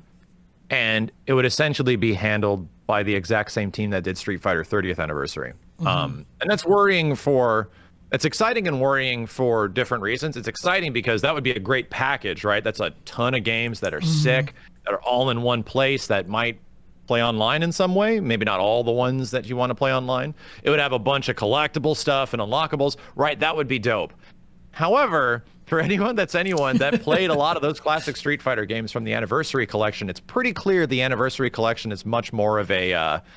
you get a lot of quantity here, but there's not a lot of great individual quality per game. In fact, most of these games have been released in much better fashions over the years individually, going back to PS2, PSP, Third Strike Online, like all these things. So most of those versions of those games now, when it comes to Third Strike, I'm sorry, SF 30th anniversary is not the best way to technically play them. and it's mostly like a dead thing online now. Right. So I'm like worried that they'll just get Digital Eclipse to just throw them all these ROMs just on like a package and just throw it out like that. I think it would be cool because it would bring awareness, and you know, it's great to have all those things accessed at one place. But of course, it would be really great if we got a Backbone Entertainment Marvel 2 re-release in the same way that the 2009 version was. Let's get Code Mystics to do it, man. Yeah, I completely agree, man. Everything they've touched has had pretty damn good results lately. Yeah. It would be tough to imagine characters like Marrow coming back. Like, there's a bunch of characters in Marvel 2 that just like haven't been as relevant in terms of what Marvel's making its money on nowadays, and there are other characters that are very relevant to what Marvel's making its money on nowadays that are not in Marvel 2. But it'd be sick. I mean, obviously, I'm on board for that. Yeah, this just seems like it's the best way to, if you want to bring back Marvel in some way. If I was like thinking Capcom brain and marketing brain, you have to remind people of what made everybody love this series so much. And Marvel vs. Capcom 2 is highly regarded by many, especially casual players, right? Just people that just love hitting buttons. They say it's like, this is the greatest fighting game of all time, you know? Yeah. I mean, you have freaking Killmonger talking about it, right? It's like it's pretty painfully clear that a lot of people want this, and we haven't been able to buy it for like 6 years now. It's just been gone. Yeah. So now, is there anything else you want to say about Marvel, or can I move on to, of course, Killer Instinct, which you also did a lot of work on here? Yeah, we can talk about KI. The whole thing with Marvel was like just coordinating a live action show that happens during. I was so stressed out, man. I got the old assist me like neck stress kicking in again doing that, and I was just like, damn, okay. Yeah, definitely that's true. Can't do like Fatherhood and this at the same time. This is Right, yeah, you're a busy man. wearing me thin. Yeah. Before we move on to that, I just want to talk about how cool it was with that, because I mean, obviously, most people in the fighting game community have watched a lot of Assist Me, and you know, all of the, you know, Dr. Doom, Wesker, everybody is so, you know, like well known and loved. And what was it like getting the gang back together to do that? I mean, it had to have felt like just. Yeah. It was bizarre, and like when I was writing the gags to figure out what the jokes were being, I really wanted to go back to what the heart of like the Assist Me series is, which is just to get these comic book / video game characters talking shit to each other. Right. Like, I realized when I watched the MCU, I don't really like the fight scenes anymore. I just like it when Cable and Deadpool talk shit to each other, or when Captain America and Bucky have to say stuff about their history. Like, those are the things I actually like way more than them just throwing shit, you know? So that was the big motivator for Assist Me at the start. And when I realized I was writing these gags for these characters to bring them back 10 years later, I'm like, I'm going to do the exact same thing, but I'm essentially going to retell the first episode of Assist Me. Dr. Doom shows up, does the same exact stuff. Right, Wesker shows up, does the exact same stuff that he did back in 2011. X-23 is right after. Like, I just want to do the same thing, but tell it in a 2020 fashion sense, where the game's at right now. Right. So that was the big goal, to also include characters like Kenny and Steve who have been in Assist Me and stuff like that. Just a lot of familiarity all to come back, because I think nostalgia is a powerful weapon. Yeah, absolutely. Tool, but utilizing it well is kind of hard. Right. And making sure it's something that appeases new fans and old fans alike is this clever balancing act. And I just hope people really felt like, I just wanted that tournament to feel like you were watching Marvel back in 2012, 2014, right. You know, feel like we're just back there and watching things on stream or something like that. And, you know, the old heads going at it. Yeah. It was awesome, man. We were all raving about it at the time. We all really enjoyed watching. Yeah. It was some of us got to compete in that one, baby. Yep, you did get to compete in it. That's true. Yeah. But I mean, talk to me. I know obviously there was one sad part, right? Because Matthew, like, he didn't get to come back, right? I mean, he didn't show up with the rest of the gang and everything. So yeah, exactly. That's exactly it. He's conveniently absent at all times when certain characters are present, and I love that we got to make a gag about that halfway through, and we get to make fun of all the stuff that he loves. Personally, there's a lot of in-stream humor in there, but at the same time, I'm like, yo, this is on my channel. This is everything of this event from the very beginning, the Twitch crew we're very like, okay, so who do you want to invite? Who do we get to do this? And I'm like, well, let's go actually to the people that have been running tournaments already, and I really want to focus on the newer players, right? And I really want to bring back the things that people are familiar with on my channel, which everyone still talks about Assist Me to this day. So once again, just a collection of all the things that I think made Marvel great back then, and just try to bring it here now. Nice. Man, but I don't think every character who was on Assist Me was actually in this most recent set of shows. Was anybody missing? Was there anybody who didn't make it back in? No, Phoenix Wright was only in the tournament for so much, so we didn't think we made an executive board decision that, man, you know what? Not enough people play PW at the highest level, so let's just execute this character from the roster. That was Capcom already did it, didn't they? Bezos. But So what about the ninja scientist, dude? What about the? He died on his way back to his home planet. Man. Yeah. Everyone was asking, where's JC Hensor? And I'm like, he's on his way back to his home planet, didn't I? I like Dude, it. I went back. Realized I didn't even put this together that at least half of the people that are on this interview right now are actually in Assist Me lore in some way. It's been so long that I'm like, yeah, actually, you know, Ultra David was totally PW. I can do this. You know Big what? Ben was our Dr. Doom ninja scientist. Wow. Phoenix Wright died on his way back to the home planet, right? So I can just do the. Ooh, here we go. There we go. Oh no. Okay. Anyway. Phoenix Wright died on the way back to his home planet. Oh man. Okay, that's as far as it lets me scroll it. Unfortunately. Okay. Well, I'm still here. It turns out. Okay. Yeah. He's still there. Okay. Actually, I went back and looked at the Assist Me episode that I was in, just to see what it was like. Man, I remember being a bad actor, but I don't think I remembered as bad as it actually was. David, all I can say in all of our defense is that we were trying very hard. We were trying. I was trying. We really were. Yeah, it's true. That makes it worse. You realize that. We were doing our best. That makes it so much worse. You should have been like, you know, we were just messing around. Who cares? No. We definitely were. We were working our asses off to make that thing work out and to have all of us feel like we were characters in a thing. To even tell you that we had to shoot Ultra David on a crazy green screen in our friend's house in the middle of the valley because it had more space than what I had down in like Santa Monica where we were filming, and it was just like, how do we even light the green screen? We don't even know. I had to like manually cut out Ultra David's silhouette so many times. Oh no! Did not have effects. So yeah, definitely a lot of struggle. Yeah. We did 20 takes of me trying to do a good objection, and that was the best one. Objection. Like it was. Anyway. Thanks. So what was it like filming this time? Obviously quite different. We were in the pandemic already. Did that, I imagine, had a big impact on how you guys actually did it? We naturally, when as the show went further on, it got a bit complicated in season 2, which led to some issues. And the big thing I wanted to focus on any Assist Me stuff like going forward is that I want to keep it as tight knit as possible, so as few people. So the nice part is that already lent itself very well to the newer Assist Me that we shot. Mm-hmm. So we were at a pretty lucky time in COVID where the cases were quite down, especially in California, compared to where they eventually got after the holidays.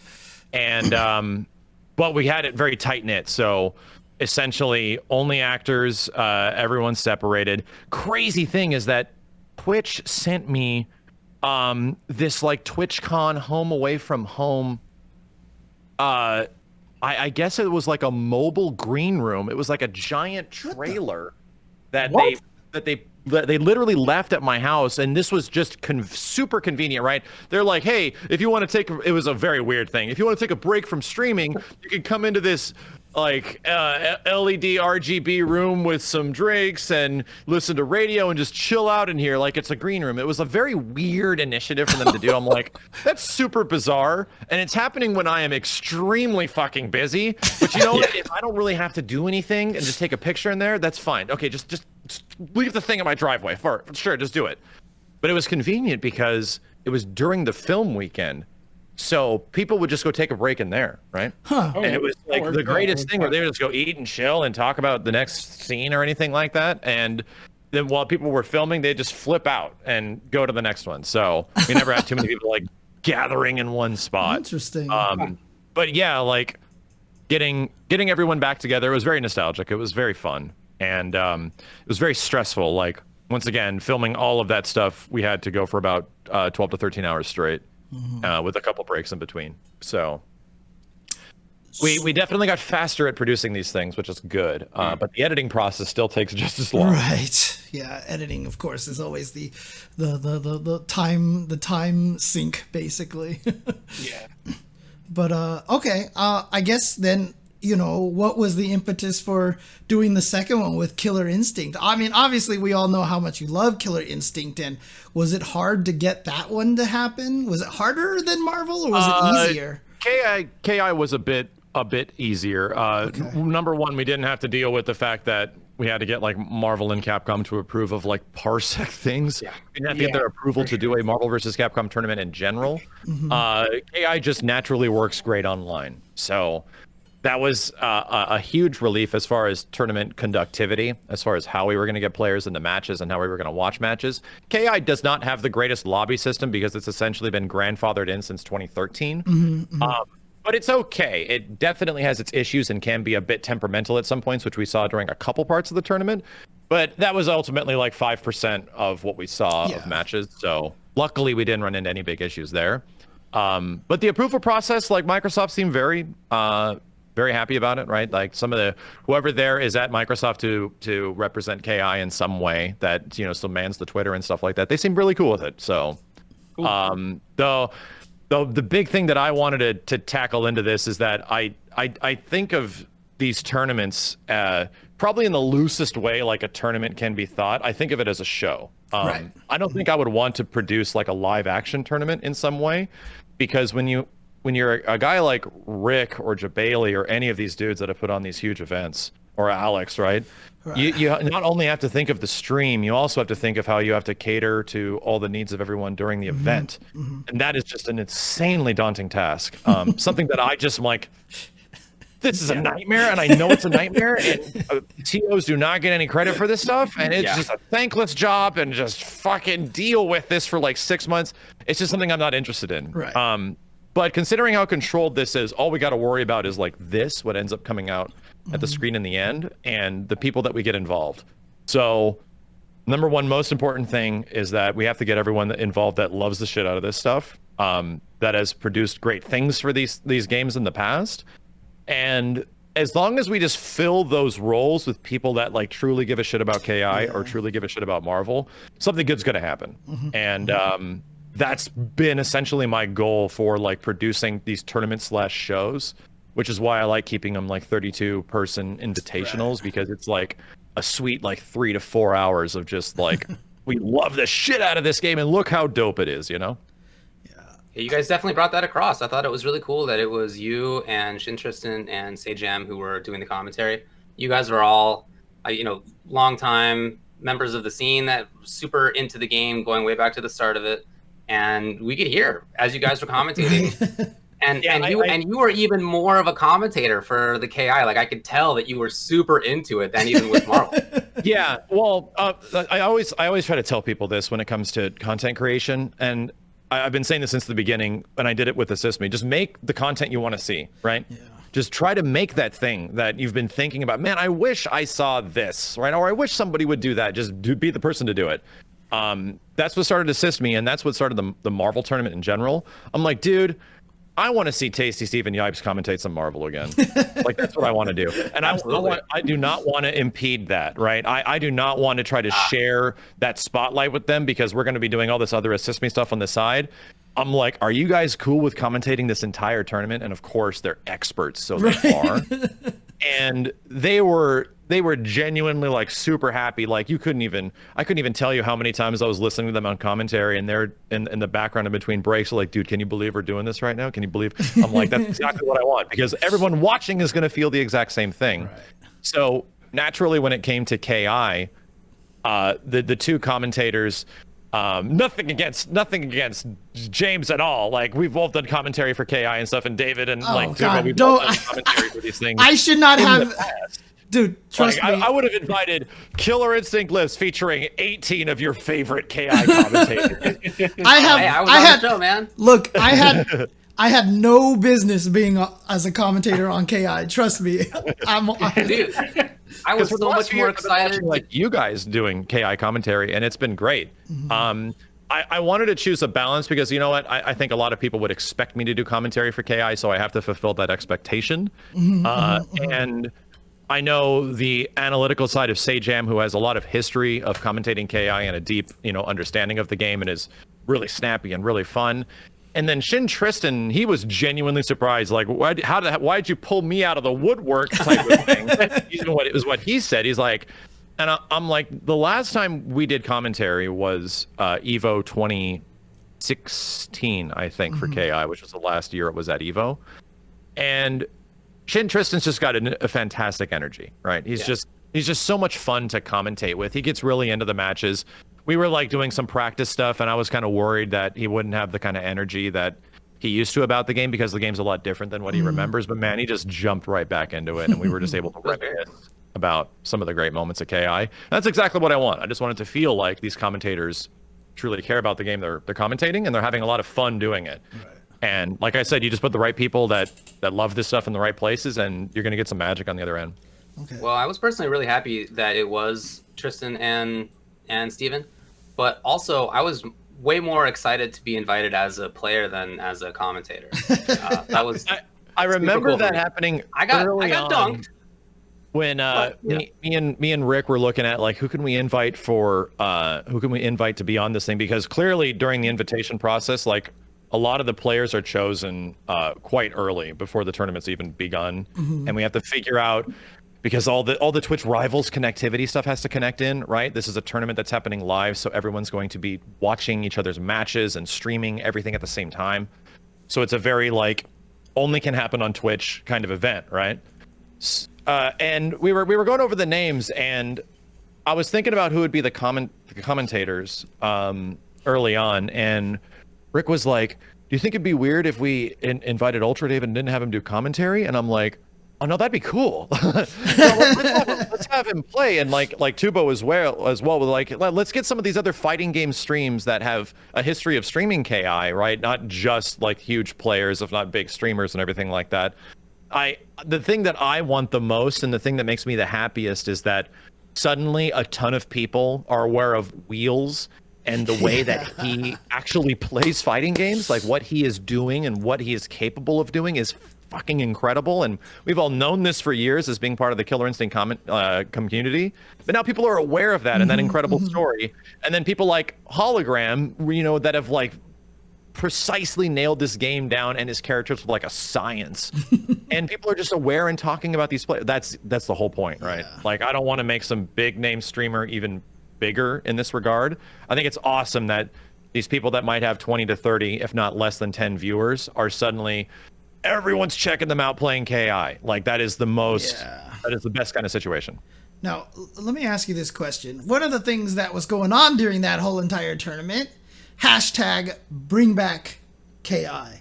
So yeah, this was a conversation that I had with a lot of people, even on my own stream here. Like, do you want to see a new KI? Do you know if it sparked anything? Or would you almost rather see the existing KI just get remastered? Like, I'm from the standpoint that, like, I love the way Aganos plays. I love the way, Hisako plays. I love the way the characters are now. Do we need a new KI, or do we want to just enhance the one that we have and add more characters, right? And I think that's a good question, because like, if we want to bring back KI, there's a lot of questions. What is bring back KI? Clearly, KI, like a lot of people, clearly this game's doing just fine if this many people are watching and this many people are playing still, and if you can still find ranked matches, and clearly this game is fine. We don't need to bring back KI. The whole idea is that it had seemed for many years, especially since the conclusion of the game's development back in early 2017, that it just didn't seem like Killer Instinct was going anywhere at Microsoft, that no one had any interest in continuing it. All the devs that essentially championed the game had moved to other departments. And not a lot of people know that Killer Instinct was this tiny little Xbox Live arcade game. It started in, early 2012 as just an XBLA 360 game. And I don't know if you want to compare it to many other XBLA games, but considering what that budget is and what it was, it's like, remember when there was like a Hydro Thunder re-release? That had probably a comparable budget to this, Like Double Helix was able to craft this thing super fast on a scale and make their engine make a fighting game within like 6 months. Yeah. So it was a tiny budget game made with a ridiculous amount of passion, and that carried over to Double Helix. So this was rough because when Xbox One came out and evolved, XBLA was gone, right? And seemingly a lot of the support for KI just sort of like went their separate ways, and there was no one to help champion the game anymore. And it's like, dude, this was one of the most popular games you guys had on the Xbox One, of like this system that tried its best to piss everybody off for a very long time. This was like the one thing that made everyone super happy almost from the beginning to the end, outside of some weird, like, is it free, is it not free, like very confusing sales pitch things that sort of plagued the game all the way to the end. Man, I feel like it was just ahead of its time. People just hadn't seen that way of purchasing or playing a fighting game yet, so they lost it. Oh, change is bad, typical fighting game. And to me, I remember being disappointed when I heard about this, when we were first like conceptualizing like how trailers would be for KI, and I just pitched to Double Helix. This is what I would do with a KI trailer if you gave me like access to this, which is how I literally got the job. And they just like, okay, cool, come on down. And he just start recording shit. They told me that the game's going to be free technically, and I'm like, I remember being horribly disappointed, and that it wasn't going to get like a physical release. It was only going to be digital. And I was like, oh, so we're like the redheaded stepchild Xbox One games. Oh, okay. Yeah. And that was honestly kind of how it was until it eventually, oh God, like 2017, 10 million people downloaded this shit. Wow. And that was like 4 years ago. So God knows how many it is now.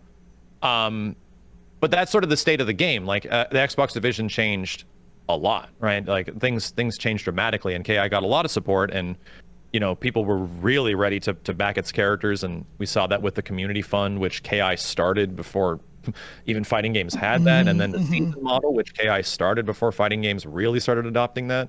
It was kind of super innovative, not just with online, but it made a lot of dreams come true for a lot of people, is what I'm trying to say. And it's pretty crazy to me that Microsoft might not pay attention to that some people just might not be aware. So that was the whole point of hashtag Bring Back KI back in 2019 when we started it. That was the whole thing that I wanted to do leading up into this tournament, that this game has had a huge impression on a lot of people, even for all these years, and is a super unique fighting game that, in the scape of fighting games, is weird and different and crazy, and somehow it works. But to answer what you're that's the establishing story. To answer what you're saying, James, if you bring back KI, like, how do you handle that? You gotta start thinking about if it's handled wrong, that's going to turn into hashtag don't bring back KI, very fast. And my brain immediately went to Microsoft is now approaching Killer Instinct as like, oh, okay, so this can be our Street Fighter. Let's do it. Let's give it a big AAA budget. And in my head, they don't include the people that started the project, and they put it in the hands of other people. We've seen this literally happen with like Halo and stuff, and like other big games that they've done, and they get someone like Crytek to make it. And it's like, well, that game's gonna look amazing, but it's not gonna play anything like it should, right? And that's the sort of emphasis I started making on hashtag Bring Back KI, was that don't explain to Microsoft, don't just sequel bait, right? Don't just be like, hey, we just want a game, assholes, give us game. Like, don't do that. That will not lead to a good future for Killer Instinct. Be precise. Like, tell us why you love KI. Is it the gameplay you love? Is it the characters?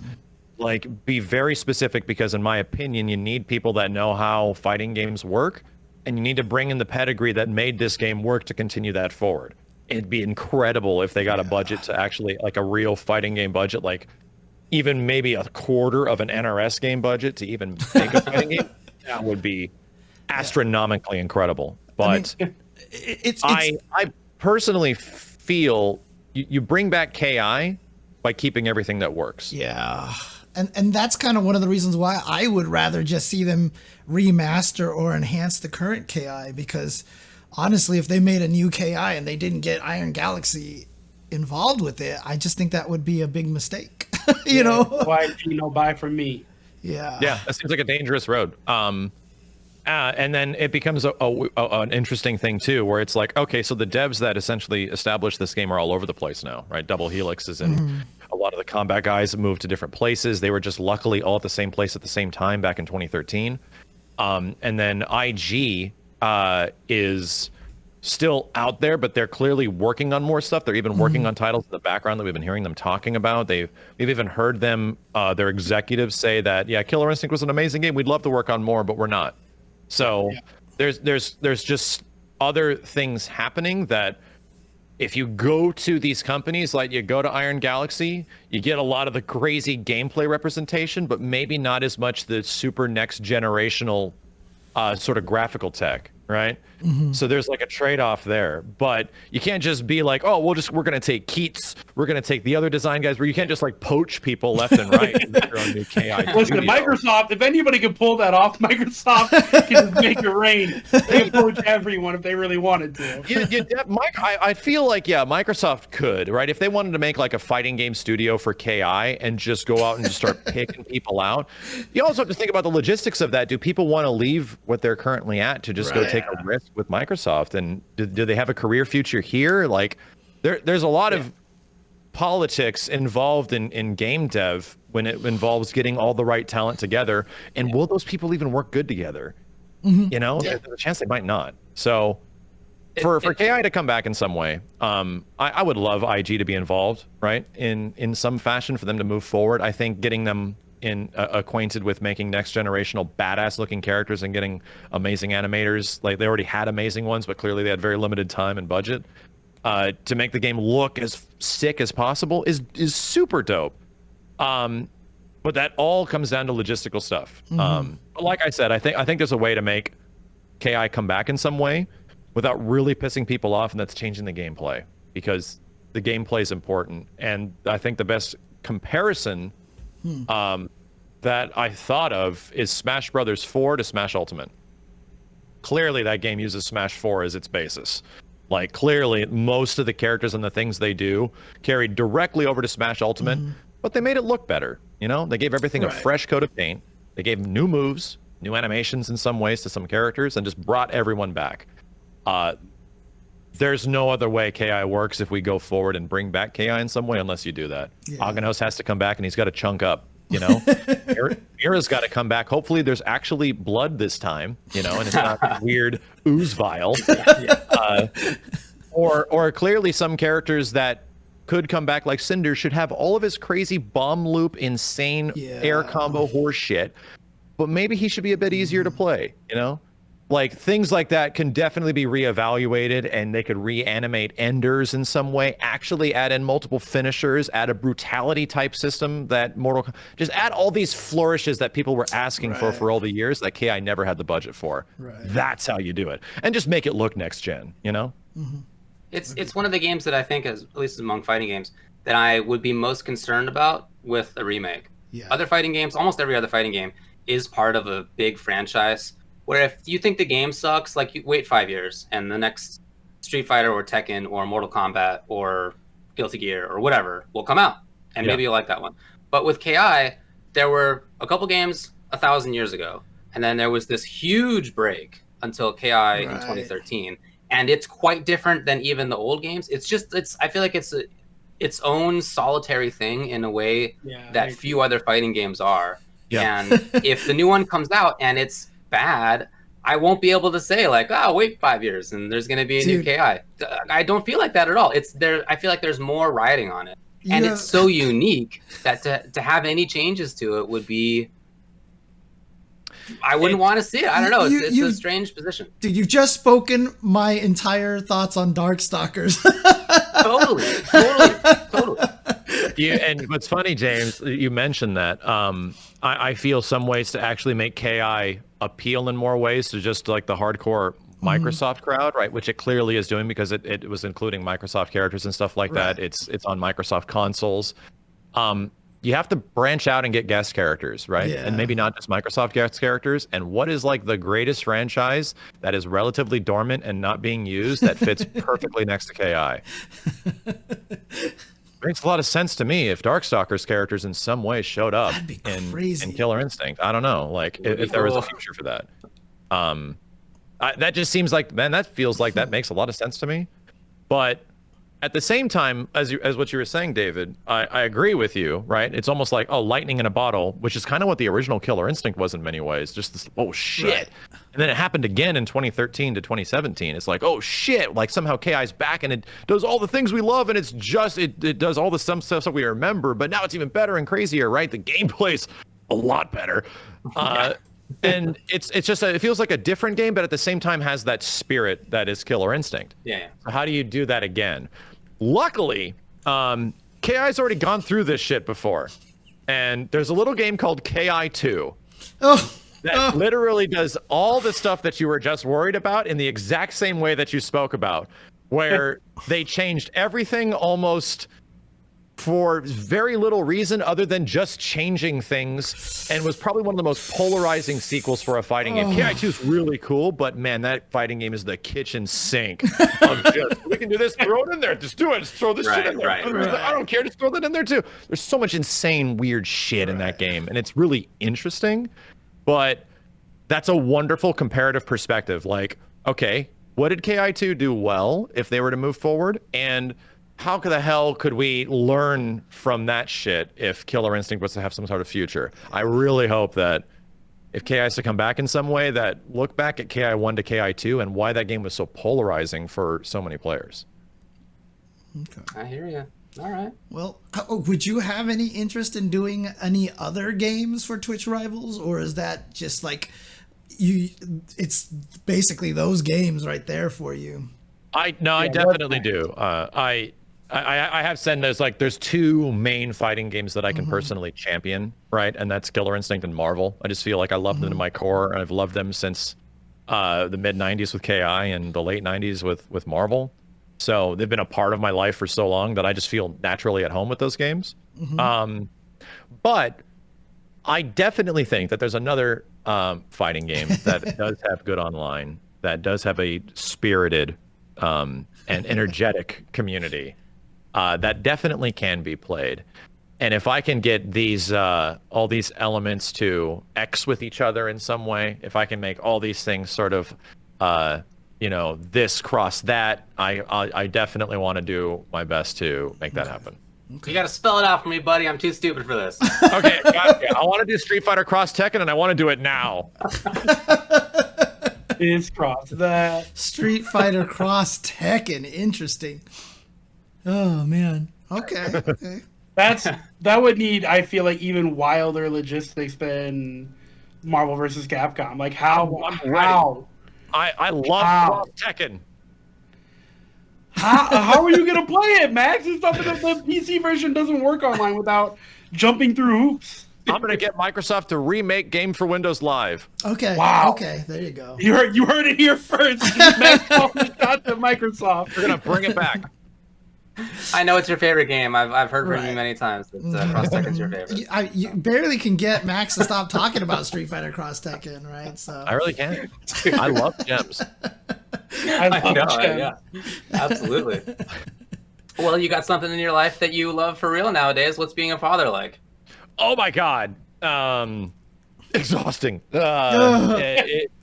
It's the most exhausting and gratifying experience of my life. Like you feel like you're ready up until it happens, but until after you actually like have a kid at home and your entire perspective like changes. I used to have this joke with my friends where they're dealing with like baby stuff, and I'm like, just trade your baby in at GameStop for 5 years and get him back, right? Just they'll just learn everything at GameStop, and they'll come back and they'll be all, "Hi, Daddy," and but what that joke sort of makes me realize my foolishness like 10 years ago of making that joke with friends is that when you have a kid, you get to watch them experience life for the first time, like through their eyes. You're like with them as they just are being like, I can see the color red now. Holy shit. Or, man, this tree out here is in. Dad, do you see this tree? Like all these things that are completely like normal to us, to a baby as they are growing in the first 6 months of life now, because she just turned 6 months old. Everything just is incredible. To much less like you just looking at me, just looking at her and smiling with my wife, and she goes, "My parents," and she just gets super happy and super excited and starts jumping around. Like those are the things that you don't realize are going to compose such an amazing experience when you have a kid. So I mean, it feels good, man. Like if there's one thing that'll get me away from like the insanity of the internet and sort of be like some mental health recoup after the crazy last year and, you know, everything we're still going through, it's just to go downstairs and be away from all this stuff for 6 hours and just hanging out with her and, you know, taking care of her when she's crying. So, but I mean, obviously this will be replaced probably pretty soon, but like, what is your current favorite memory right now with Ripley? Oh man. Too hard, huh? Jeez, that's tough. I'm trying to think if there's a really good one that stands out. I think the first time she really started talking in response, she hasn't actually formed words yet, but just seeing her figure those things out, like her trying to figure out, I'm trying to speak. Her figuring out how to produce sound. The noise she makes is Max. Yeah, like, and you're like, whoa, what is that? And her to eventually get to the point where she's just like, I'm going to high-pitched scream right now. Ready? Holy shit! Like, I think that has been really fun. She hasn't said mom or dad or anything like that yet, but I think I'm looking forward to that, and this whole process of having her say stuff has been great. But ultimately, as Justin with his daughter has explained, because she's getting to be 2 now, his daughter has just learned to say no to things, and she knows what that means. No, like, I'm not looking forward to that. Right, I'm in this wonderful little golden period right now where she's like, everything she says is adorable and wonderful. And then she's going to get to the point where I don't want to do that. Yeah. How about, nah, I don't want to eat that. Like, so I'm enjoying it right now, you know? Yeah. How's JJ holding out? She's great. She's taken on this mom thing like 110%. I just sort of creak at my door. Yeah. So yeah, she has been helping me out so much. I'm doing my best because we are stay-at-home parents, of course, and we're doing our best just to make sure she has as much attention as possible. Give me this little girl. Give me this little girl. Hi, JJ. Whoa. Okay. She is. Hello. She likes the microphone, so she's so definitely been. There's a very funny story that I had where Kenny was talking to me on stream one day. She likes to watch the chat, and she was like, or Kenny said, "What if the new Killer Instinct comes out on your daughter's birthday?" And I'm like, I'm taking her with me. Like we're gonna go together to the store and figure it out. And Kenny impersonated her in the future. Daddy, I don't want to play Killer Instinct. And I was like, like that future sort of kicked in and hit me in the back of the head like a premonition of some kind. I was like, oh man, oh, what if? Oh, it like that slapped upside the head. So yeah. Her version of Youthful Rebellion is gonna be, I'm not actually that into video games, Dad. Yeah, you know what? That's fine. I'm very much in the boat where I'm just gonna have her. We're gonna try to show her cool stuff, but I don't want to like force her to play on an arcade stick. She doesn't need to play a Nintendo, you know, like an old NES or something like that. She doesn't have to start from the beginning, you know. We're gonna figure that out. Oh my god, yeah. She's so cute. Yo, video games? Nah. Nah, I'm good. Please tell JJ I'm gonna go read these books. Please tell JJ I said hi, by the way. Yeah, we want to go out to ramen someday when that eventually is a normality, you know. Yeah, one of these years, yeah, for sure. JT wants to play Tetris. Oh yes, let's do it. Let's do it. Cool.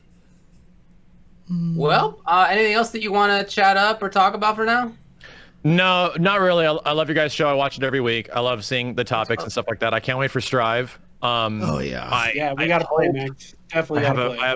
I really hope. I think the netcode's going to be good. I just really hope that the characters are interesting. And considering there was some really cool stuff with Axel they showed off. There's some really cool stuff with Axel they showed off, but like Giovanna was like, I feel the character everyone wanted to see some really cool shit with, and she just didn't get to do anything. I was gonna say, man, they'll look real interesting unless you want to play Giovanna. Then pick a different character. That part's the most like I already saw really dope shit when we saw professional players play like Leo. I was like, damn. Okay, so this is just Leo without YRC Oki Man, you know?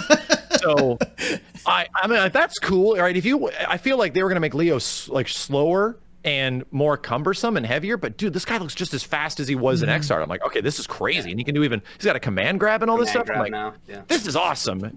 I really hope every character's like that. If they're going to be returning you to neutral all the time, make every character be fucking crazy, right? If we're going to force you to go back to neutral all the time, let's just go ape shit on this stuff, right, honey? I agree. I like where her head's at. I think that's a good opinion there. So for Guilty Gear, I feel like that makes sense. And Nago's already got some truly crazy stuff, it seems, and I just hope we see more of that sprinkled throughout the rest of the roster. You know. Sounds right. Cool. All right, man. Where can everybody find you, Max? Yeah, what's your stream? Twitch.tv/Maximilian_dude. And yeah, thank you guys for watching the Twitch Rivals tournaments. I hope for whatever we produce in the future, any other fighting games that are going to be classic fighting games that I would hopefully like to bring back in some way, that you tune in, and hopefully it'll be as fun as the Marvel and KI one. Awesome. Congrats on those, man. They were awesome. Yeah. Thanks for helping make those happen, because I think that those are some of the coolest things that we've had during the pandemic, for sure. Hey, yeah, that's the fact that it was a bright spot for some people means a lot to me. So yeah, we'll do our best going forward. Thanks, man. Appreciate it. Well, thanks, Max. Have a good night. All right. Thanks, guys. Later, bub. Oh, happy Chinese New Year, by the way, David. David? I looked at the screen and I saw David. Nope. It's for David now. I like how James was like, excuse me. What an outro. It would have been totally cool if he just hadn't said anything else. My wife said it. I was like, oh, God. Excuse me. He did say it. That was great. Okay. Oh, Max is the best. All right, bye, guys. All Later, right, dude. Later, man. And really happy that we were able to. What an exit. What a genius. And I can't believe we filled in. The time for that interview just ran out at the end. Just there. ran out. Just ran out. We have absolutely kept to the schedule. Yep. Absolutely. All right. Oh, man. For no reason at all, we should just speed through the rest of it. Like, for fun. For fun this time. There's not a ton of news to talk about, to be honest. So we might be able to do that. Okay. All right. But let's move on to the next section here. Yeah, we got to get the poll questions up here for you guys. So let's do that. Let's do our 5-5 matchup, which, of course, where we ask people to send in topics each week. And then we have our subscribers vote on which ones we're actually going to discuss. Here's what we got. Number 1. If a TO were to hold an in-person 500 entrant FGC event in the US in May, when half the country may have had both vaccine doses, would you rather watch it or boycott entirely in protest? Number 2. Do you think social media review aggregates have had any impact on fighting game development in terms of normalizing game mechanics, like making something safe, to avoid criticism? Number 3, what will the new Street Fighter V mechanic be? What should it be? We kind of talked about this. For each, state a concrete mechanic. Don't give a vague non-answer. We didn't. Number 4, what do you think about fighting game sequels receiving backlash at their launch? Can the FGC's idolizing of past games shackle developers from being more innovative? And then number 5, should fighting games have intricate matchmaking systems like MOBAs or FPS games? For example, winners and losers queue, purposely placing easier games, etc. What do we got? By the way, winner? before we even get to that, I just want to say shout outs to all the new followers that are showing up here. Thank you guys so much. And hope we can continue to bring some awesome content for you guys. So, because we are getting a lot of followers here. So Thank you very much. Absolutely. Okay. Here's the winner. It's number 4. What do you think about fighting game sequels receiving backlash at their launch? Can the FGC's idolizing of past games shackle developers from being more innovative? Oh dang! And now all of a sudden, Maximilian with 50 gift subs. Thanks, Max. What did you just do? 50 gift subs to the community. Maximilian. Wow. What are you doing? What a guy. What a genius. I think that's his apology for how the outro went there. I forgive you now, Max. No need to apologize. For That that- was fantastic. For the No, it was happy genius. new- It was hilarious. Yeah. Thanks, dude. You're Much obliged. forgiven, Max. Her. Oh man. So, what do you think about this? What do you think about fighting game sequels receiving backlash at their launch because the FGC's idolizing of past games shackle developers from being more innovative? Dude, it is a problem, but it's just that it's frustrating because it brings down new games a lot, but at the same time, I don't know how to prevent it. It's been such a thing that we've been doing our whole entire genre life. You know? Hey, James, you might want to cut off the alert, man. It's going to keep going forever. Also, It's never going to stop. Max says that he's looking forward to your bar mitzvah, James. Oh, nice. Okay, that's fair. That's fair. Yeah, I mean, this has been something that's gone on since, I imagine, the very start. I wasn't, like, in the dedicated FGC at the very start, but certainly since I've been in the scene, which is basically 2002, whenever a new game's coming out, it's the same kind of thing. The previous game was actually, here's how it goes. The current game is not good. The previous game was fantastic. The future game better be like the old game because current game sucks. Then new game comes out. Wow. Past game, previously the current game, is the greatest game of all time. Current game, which was the new game, sucks. I hope that the next game is like the past game. It's like that way every single time. Yeah. It has been that way for all of the major fighting game series that come out that have had like multiple in a row, right? Street Fighter 2, 3, 4, 5, probably 6 is going to be the same way. Mortal Kombat all the way through, Tekken all the way through. It's just like this all the time. Guilty Gear, we're seeing that right now with StrIVe. Not to say that I know that StrIVes will be great or not, right? But like this is the same dynamic that we're having each time. So for sure, I mean, in talking with some of my friends who are game devs, they express this exact point. They feel that the scene is very conservative with what it's willing to see change. That is to say, it will not happily put up with significant changes. Even in games that themselves have changed in ways that ultimately we all love, that have become more popular. Street Fighter 5, when it launched, was not good, not great. Now it's even Tupperware likes it. When KI launched, it changed pretty substantially compared to how it ended up. Not just in characters, but in terms of how the game mechanics worked. This is just how it always is. And each time those changes get made, even if they're changes that ultimately end up being popular, whenever they're made, there are always people who are out there saying that this is the bad idea, this person doesn't understand, the developer doesn't understand, they don't know what they're doing, this is a terrible choice. Like that, it is like that every time. So yes, in conclusion, I think it actually actively does shackle developers. Like right now with StrIVe, they're working on stuff. Again, will StrIVe end up being great or not? Who knows? But there is a significant percentage of the scene that wants to see Guilty Gear as it has been in the new game as well. I'm not really here to say that that's right or wrong either, but that's like how it is. And so the people who are developing StrIVe, to the extent that they're not going to have it be like it was previously, they're taking a risk, for sure. Sure.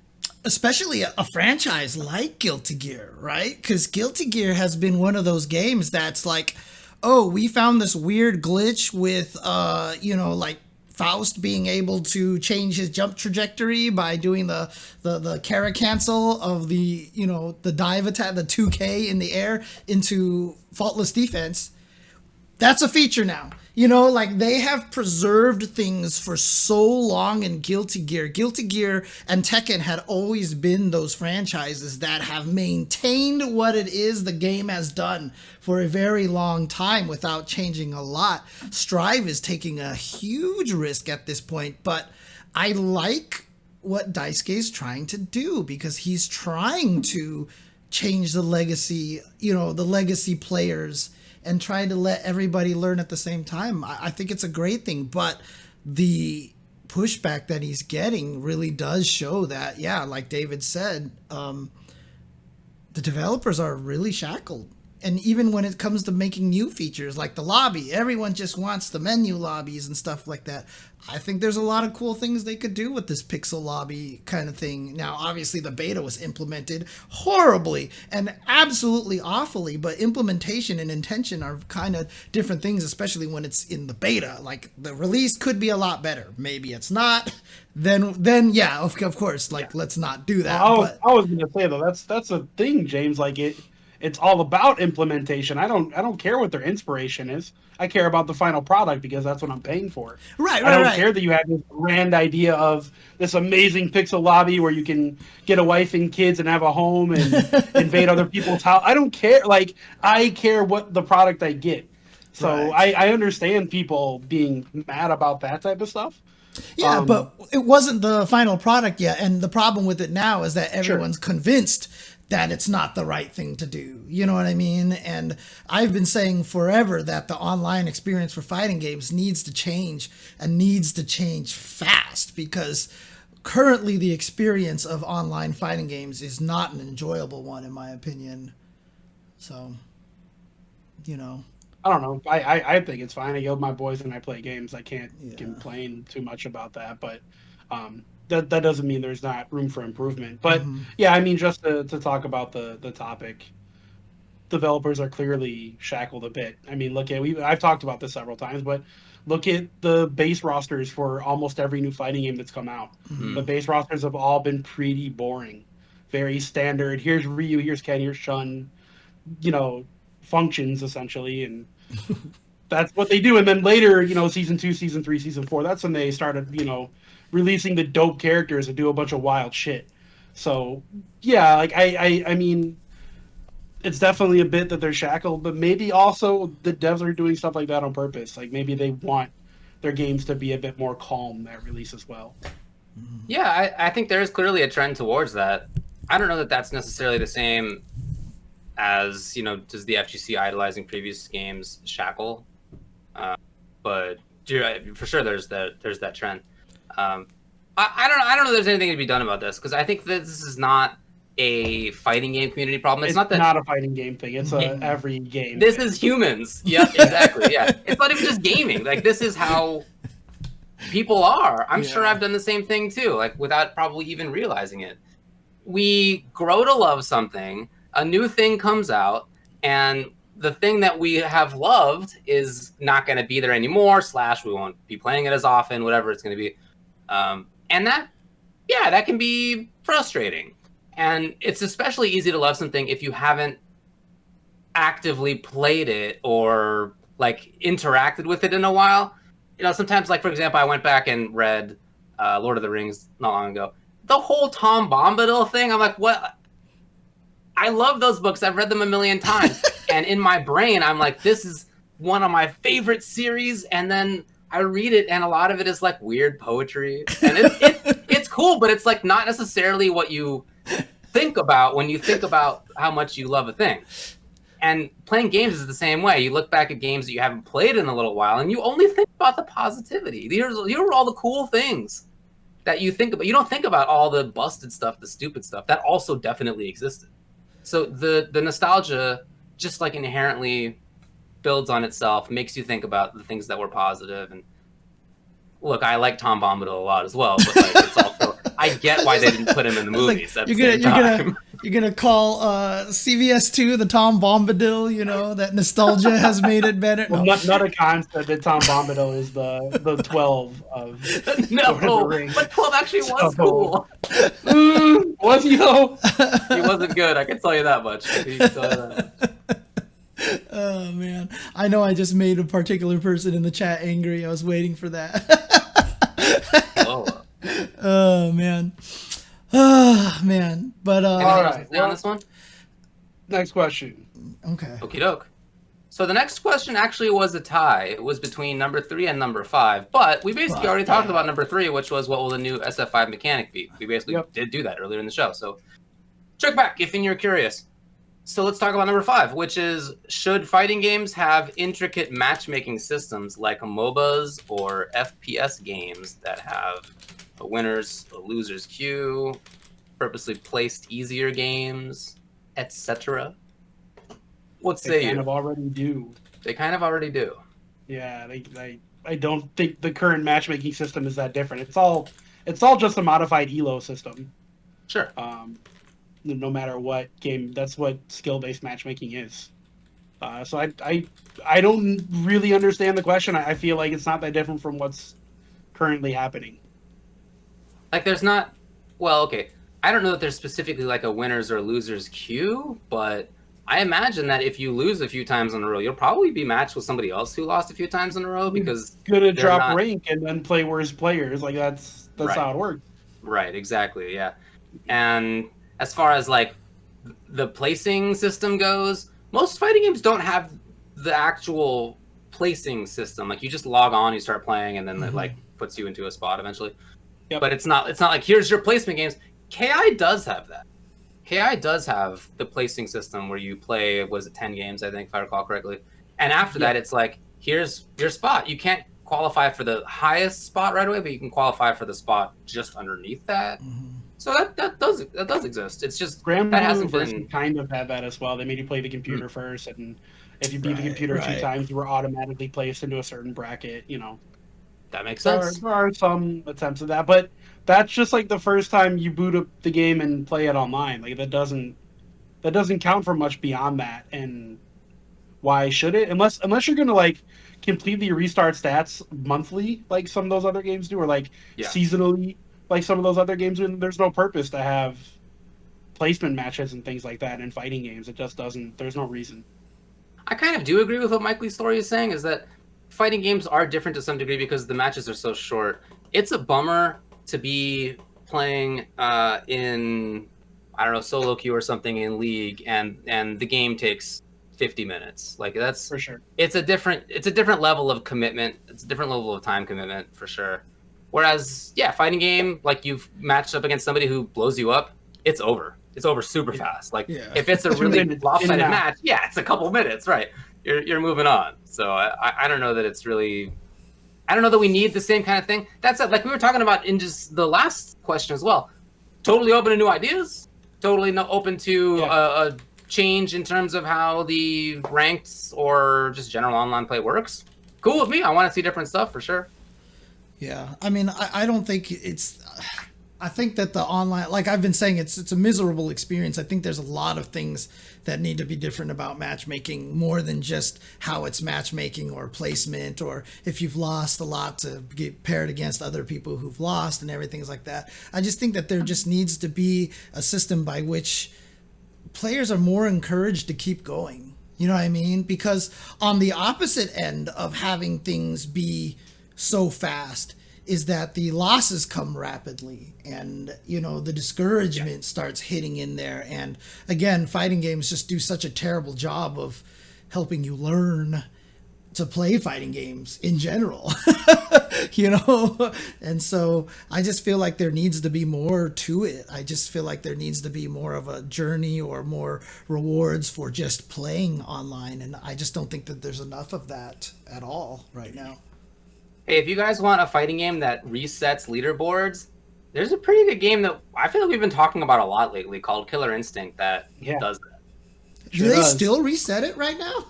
Yeah. Every month, every 30 month. days. Oh, really? Dang. Yep. Okay.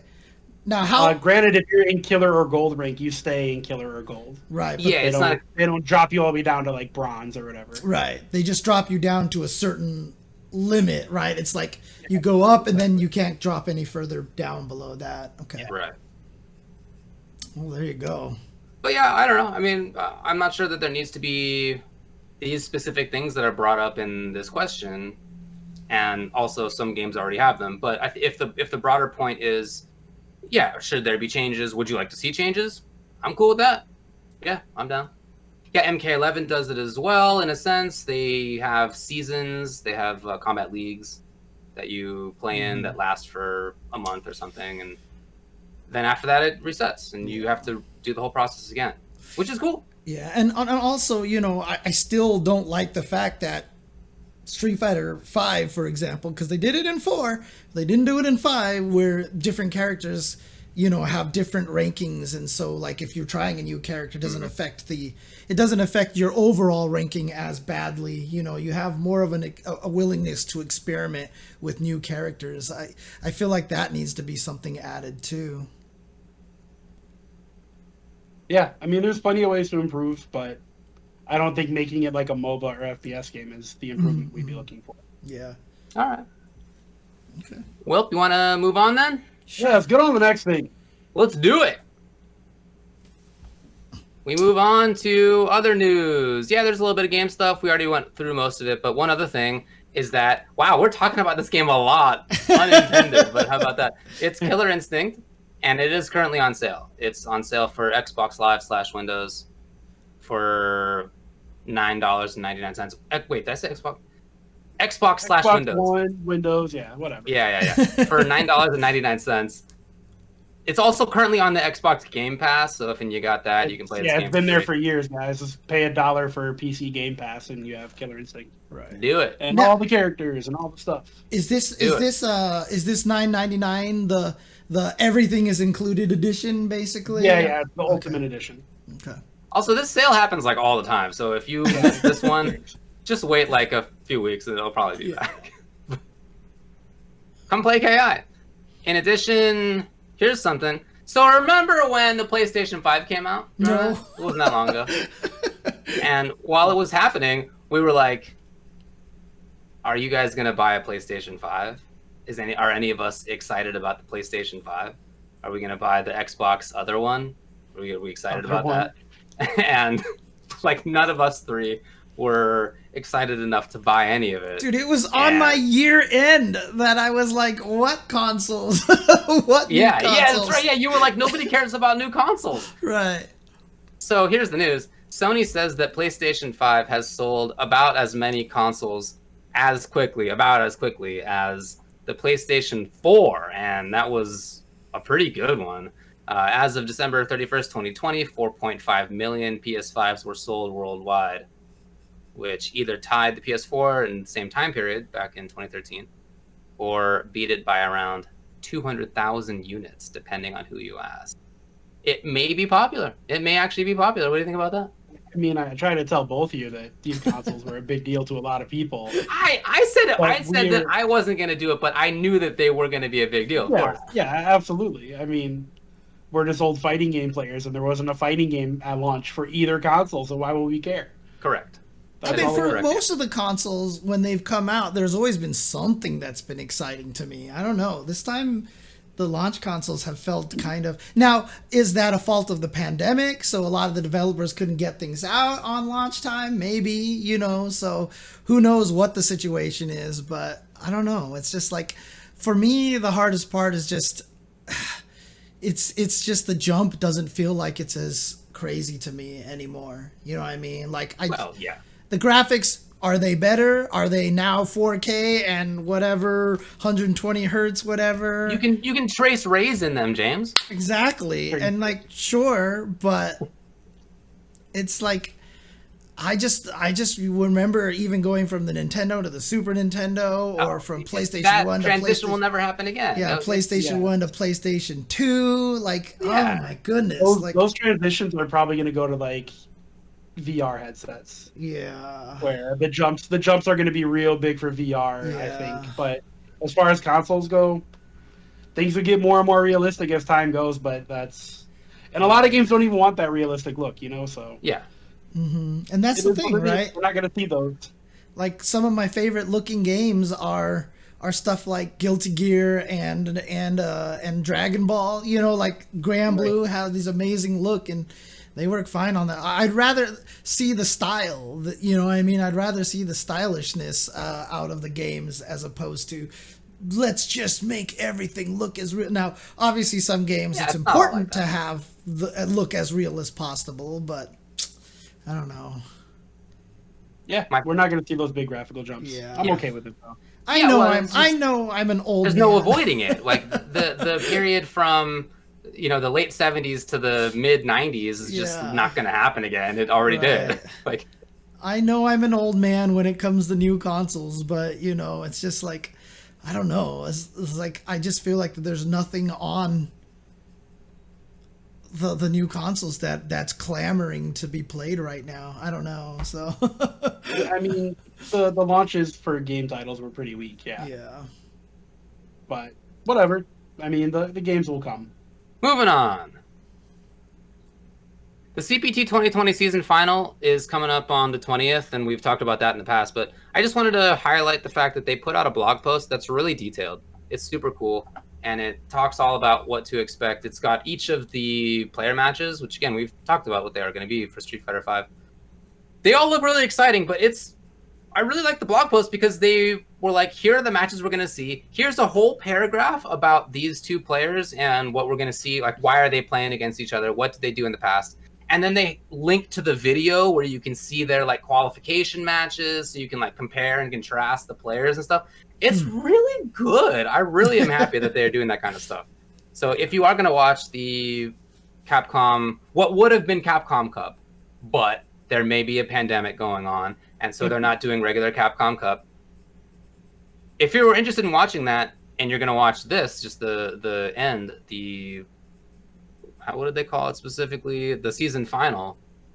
Check that blog post out. It's really cool. It's just, go to CapcomProTour.com. It's right there. Now, let me ask you this interesting question here, because this is something that came up. I forgot. It might have been on my stream or something that I was talking to people about this, but, this is obviously not for all the money, right? This is not serious time. This is now for exhibition, for fun. What if they are playing this on the new patch? Like, what if they just said... I think the players would be pretty pissed off, honestly. Even if they're all getting paid the same and there's nothing on the line, I think they still want to put on a good show for people. And they're not going to have... Unless these guys have all gotten the patch early. Right? If they all got the patch early, then I'm about it. Then it's super cool. But if it gets sprung on them on Thursday that they're playing on the new patch, they're gonna be pissed. They're not gonna be happy. That's what I'm thinking is, what if they actually have had access to it, right? We don't know. Maybe, do you think that it's possible that 24 fighting game players could have access to the new game before anybody else, and none of them would say anything? You think that they would all actually be tight-lipped about this? If Capcom was like, here's your NDA and we will sue your ass, then yeah, I think so. I'm not sure. I feel like one of them would be like, guess what, good friend, don't tell anybody. Look, none of good friend's like, guess what, everybody else? Like, none of the 24 players have a curtain in the background, right? So I think we're actually kind of okay, right? I mean, I would assume we would be okay. Or no, I just think it would be interesting. It would be interesting if they did that. Probably not, but still, I think it would be kind of funny. If like one of them has been practicing Dan for the last 2 weeks. Cool. Yeah. It would have been cool, but I really doubt it. Yeah, I don't think there's any chance. But I would like to see Dan or something. Anyway. Yeah. All right, next thing. Okay. Let's talk a little bit about some tournaments that happened. Sure. Because some stuff did happen.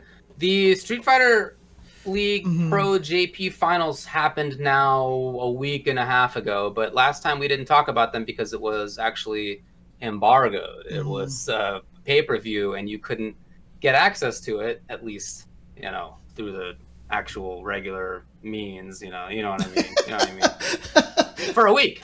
It was blocked off. Now, it has come out. It came out late last week. So if you are interested in watching it in like the ways that you should, then you can do so now. It's just on their YouTube. Check it out. I watched it. So it's a long stream. It's about 6 hours, and there's a bunch of matches in there, and a lot of it is them interviewing the players. It's 3 people in the actual studio, the commentators, and then it's all the players at home playing online. So they're just on webcams and stuff. But it's cool. I like what they did a lot. They had Mago and like Japanese music star who plays Ken, whose name I don't remember. Somebody in he's at all of the Street Fighter events. Yeah, I don't remember what his name is. They actually played an exhibition match, and that dude won. He beat Mago. Let's go! It was so sick. Wait, was it just first to 1? No, it was first to 2.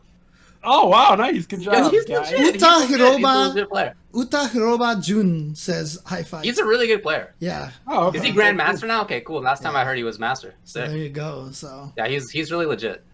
Anyway, I thought that was cool. As far as the matches themselves, as James spoiled for me last time. Sorry. The winner was Nemo's team, which was Nemo, Sako, Gachikun, and Kichipamu.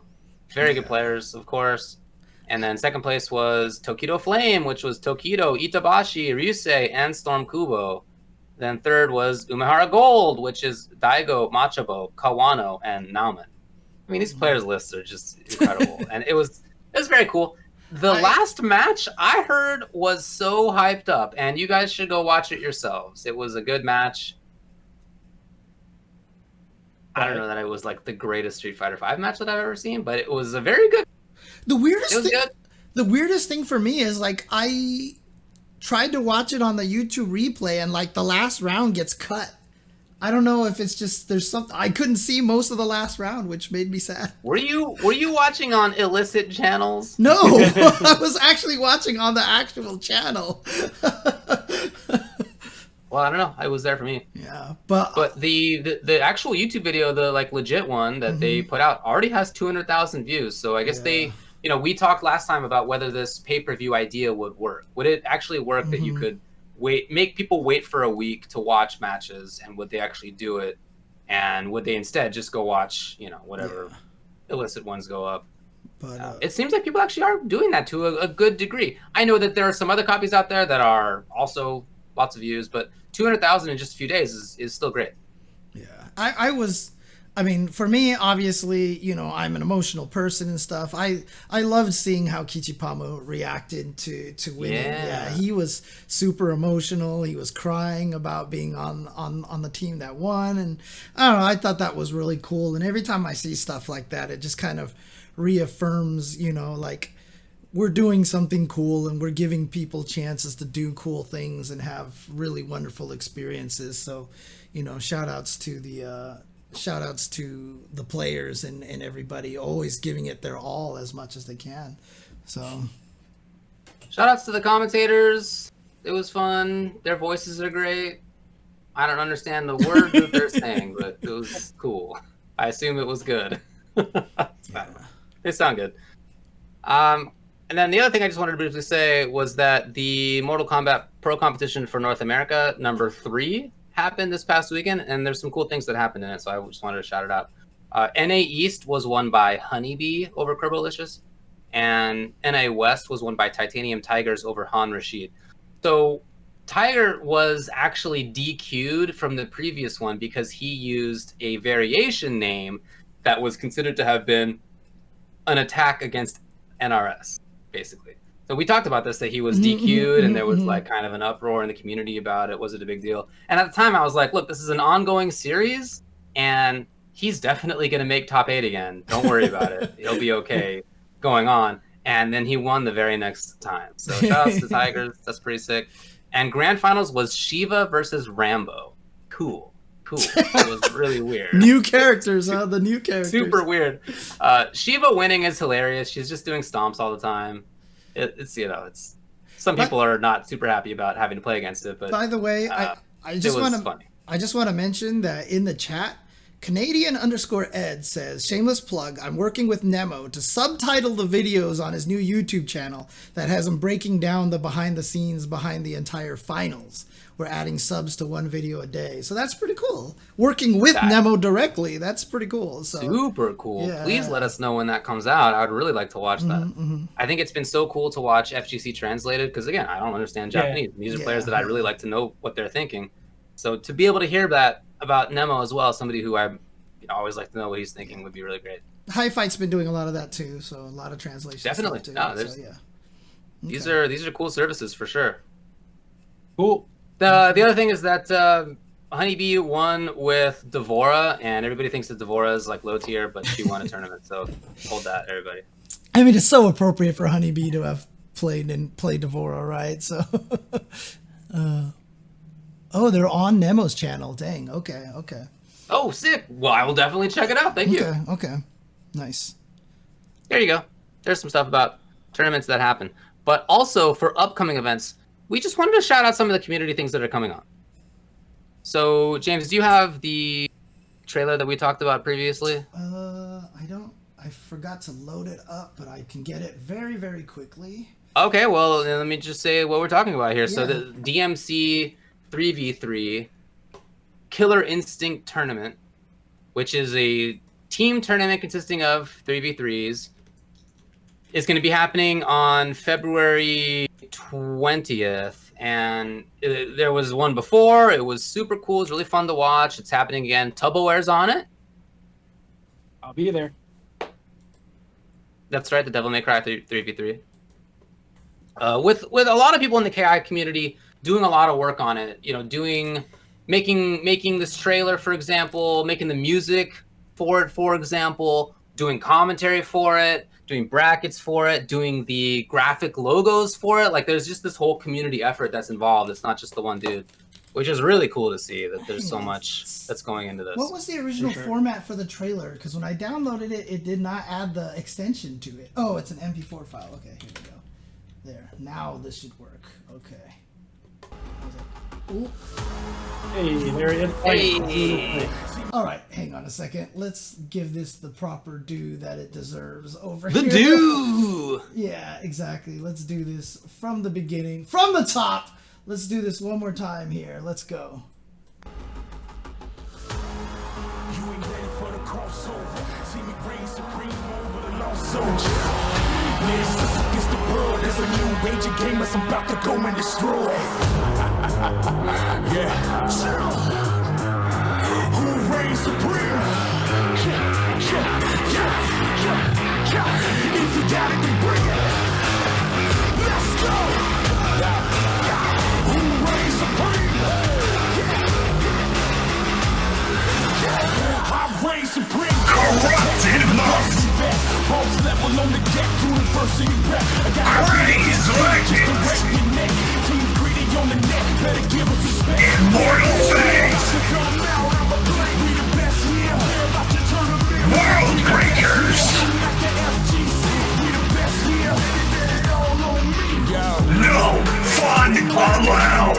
Practice all day, but you would never ruin me. 3v3, Come on, stars. sing it to the losers bracket with my tactics, the same flow. Watch you lose and my J go surrender. When I go, return back to sender. Omega Sparks on the MIC with Alex V. Welcome you to DMC. You treat TV. High scores go hard. We do this for the love, getting dubs, yeah. Fire in my cerebellum, hitting like cerebella. Develop skills to stay stellar.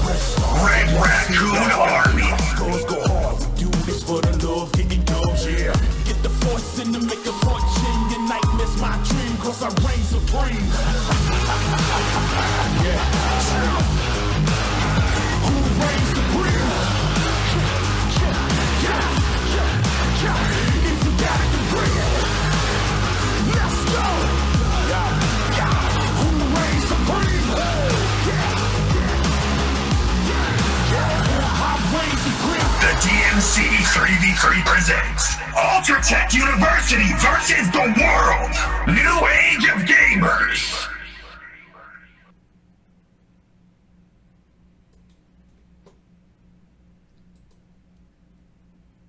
All right. There you go. Nice. That's such a cool trailer. Good job to everybody involved in that. The music on that is super sick. Again, the way that the team names and graphics and all that stuff turned out, super cool. I'm really happy with all that work. Wait, what happened Congrats, to you, everybody. David? Weren't you on the UFreeTV team? Yeah, David, weren't you on the UFreeTV team, David? What? Yeah. David? Something came up. There may be something else on February 20th that we've talked about already that I may be involved with, but that's not public yet. So Okay. chill out, everybody. All right. Fair enough. Oh no, we got more viewers than normal now. More people know. Anyway, yeah, I won't be able to make that. So it's cool. They got somebody else. You got Scolio Reset instead. Also a good player. Yeah, I replaced a ROM with a ROM. Exactly. No, it's cool. Again, that's going to be on February 20th. They have a Matcherino. I'll put the link in the YouTube, but they have a Matcherino for this. Here's a link to the tweet where you can find a lot of information. I'll put it in the stream chat right now. And then again, on the YouTube version, I'll have this in here as well. So please give them some dough for the Matcherino, because again, there's a lot of work that's gone into this. Seriously, a ton of work. You guys probably don't know, but the majority of the staff is in chat right now, so big ups to Liger and Keith and DMC and everybody. Totally. Yeah, you guys are doing great stuff. In addition, I wanted to shout out the Pyramid of Power, which is a community tournament run by a Black Lives Matter, who is a Mortal Kombat player and content creator. The deal with this is that each of the characters will be represented by one player representative. So it's not a tournament where anybody can enter. It's instead only, I think there's 37 Mortal Kombat characters currently. Only One person per Only, character yeah. gets to play, and then there's, I don't know what the bracket format or whatever is going to be, but I think that's super sick. I'm really looking forward to that. And the way that each representative gets chosen is by community voting. Oh wow. Right. Okay. So the community itself gets to be like, this is the player who should represent us in, whatever. I love that idea. I think that's so cool. He is going through the characters kind of one by one. He's already gone through a number of them, but follow him on Twitter to find out more. It's at BLAKLVES Matter. Black Lives Matter, in other words. That will be on February 21st and 22nd. I also wanted to shout out Ragnarok's Tropical Combat 3, which is an all Puerto Rico Mortal Kombat event that is coming up soon. That's going to be on February 19th. Also very cool. They have a Matcherino as well. I'll put that link in the YouTube for this. A lot of good stuff happening. Just announced today is the GFuel Energy Games, which will also be Mortal Kombat 11. This will be Mr. Aquaman and Destroyer doing commentary for it. This is going to be February 12th, 13th, and 14th at 7 p.m. Aquaman and Destroyer are both really big commentators in MK and content creators themselves who run their own tournaments as well. So this is super cool for that. There's actually a bunch of money on the line, $2,000 for first place, for example. Not bad.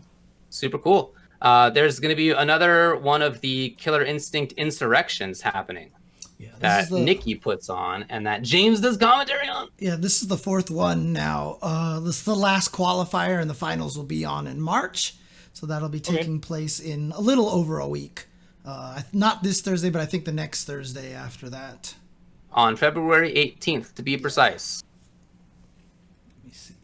And then lastly, wanted to shout out Versus Corona, which is a community event for TVC, Tatsunoko versus Capcom, and Ultimate Marvel versus Capcom 3.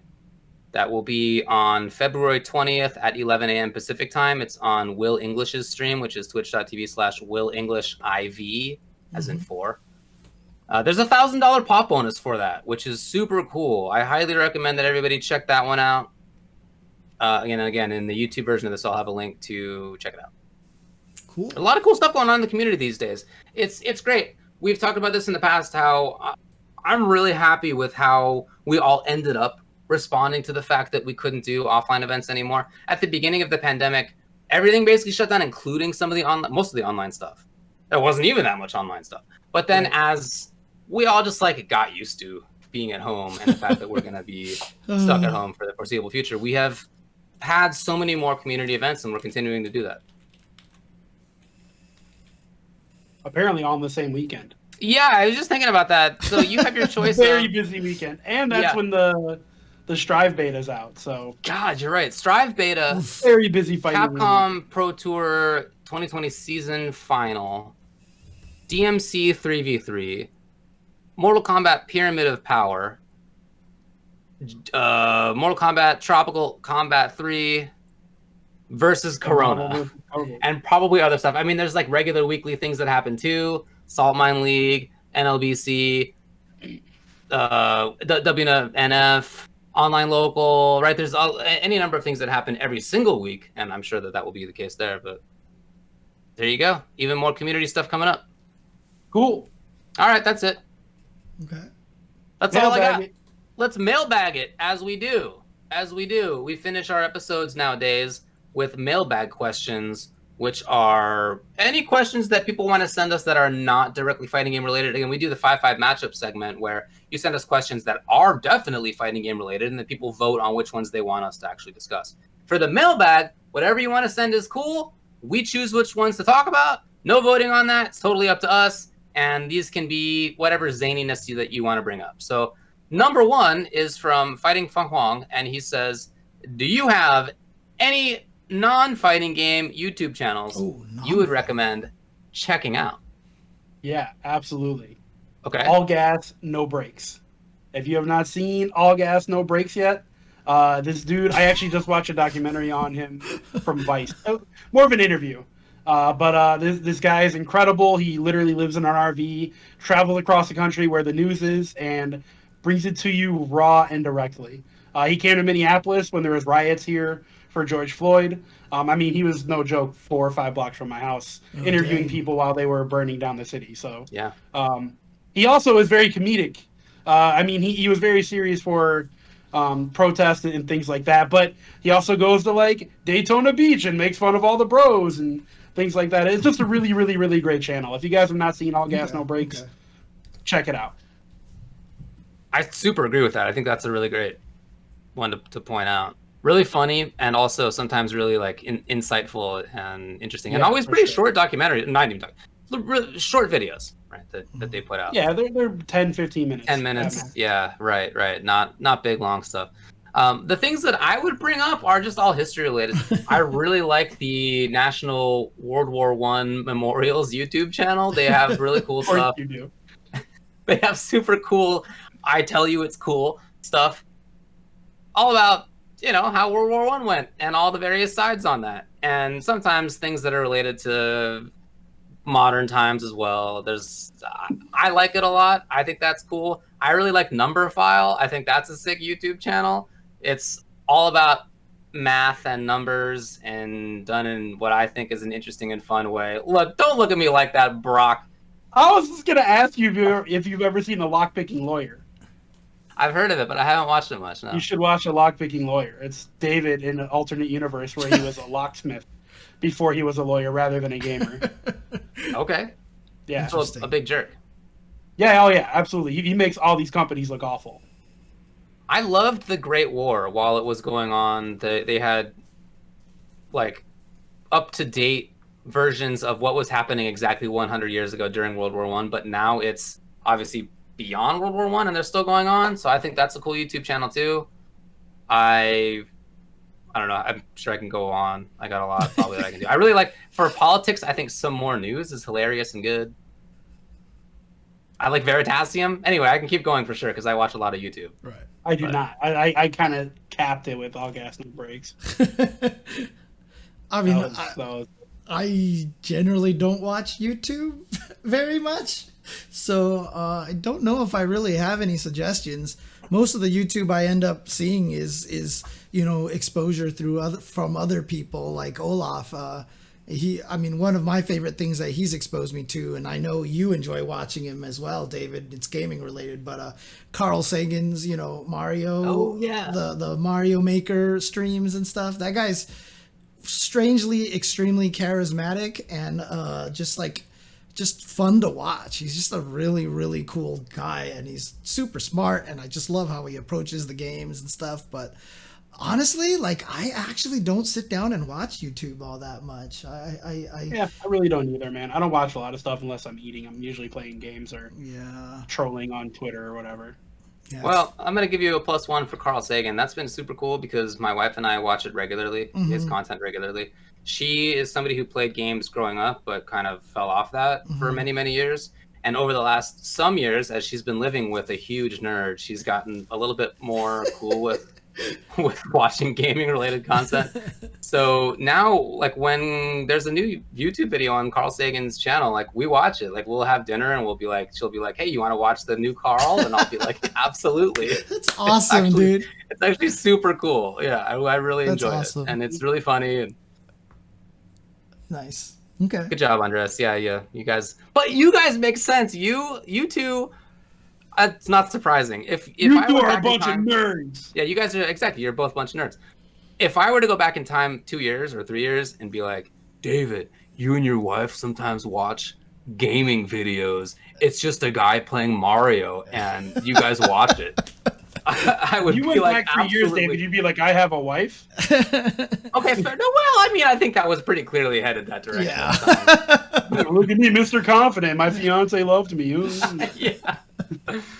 Anyway, Next very question. good. Very good set of answers. So there, I don't feel. know how we're gonna answer this question because I don't know how I'm gonna be like. It's a reaction to a video that Hell Pockets tweeted. It's horrible.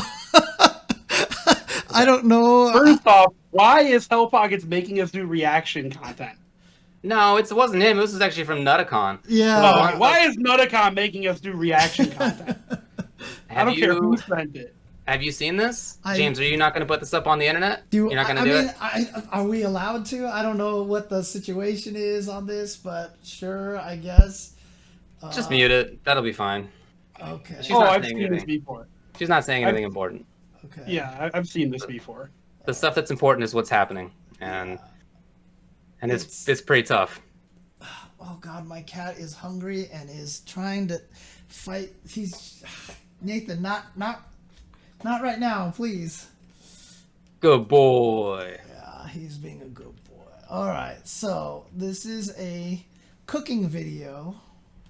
Well, that's one way to put it. This is a cooking video. So I'll put it to the side here. And we're just gonna completely get it. You should mute it all though. in the- Yeah. There you go.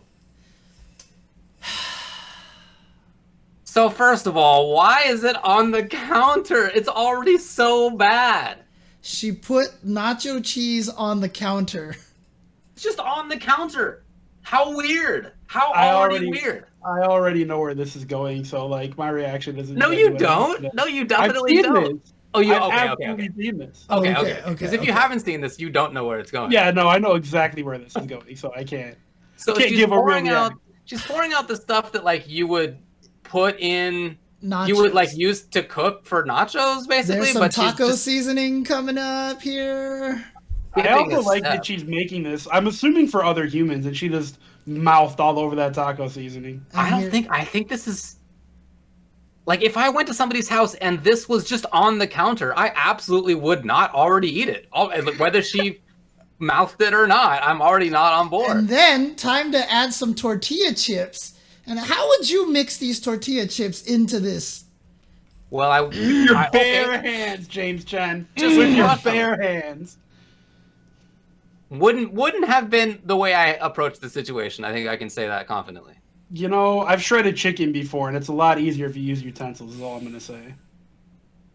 So she is now taking a cone of what I assume is tortilla that's been Yeah, that's a tortilla cone. formulated into a cone shape, and she's using an ice cream scooper to ice cream scoop the weird nacho mix into that cone. Oh, and it's just plopping everywhere because it's horrible. Don't eat it! No, she did it! She loves it. That's her creation. Is that the face of somebody who loves what she just did? That Yes, is- see, absolutely. it's gotta be just one of those channels that's just designed to get people to get angry, dude. Like it's just designed to make people mad, and it's there. Oh God. I honestly only have two problems with that whole thing. Okay. It's on the counter, Yes. and she mixed the chips directly into the sauce, so they're just gonna get wet and damp and not have structure anymore.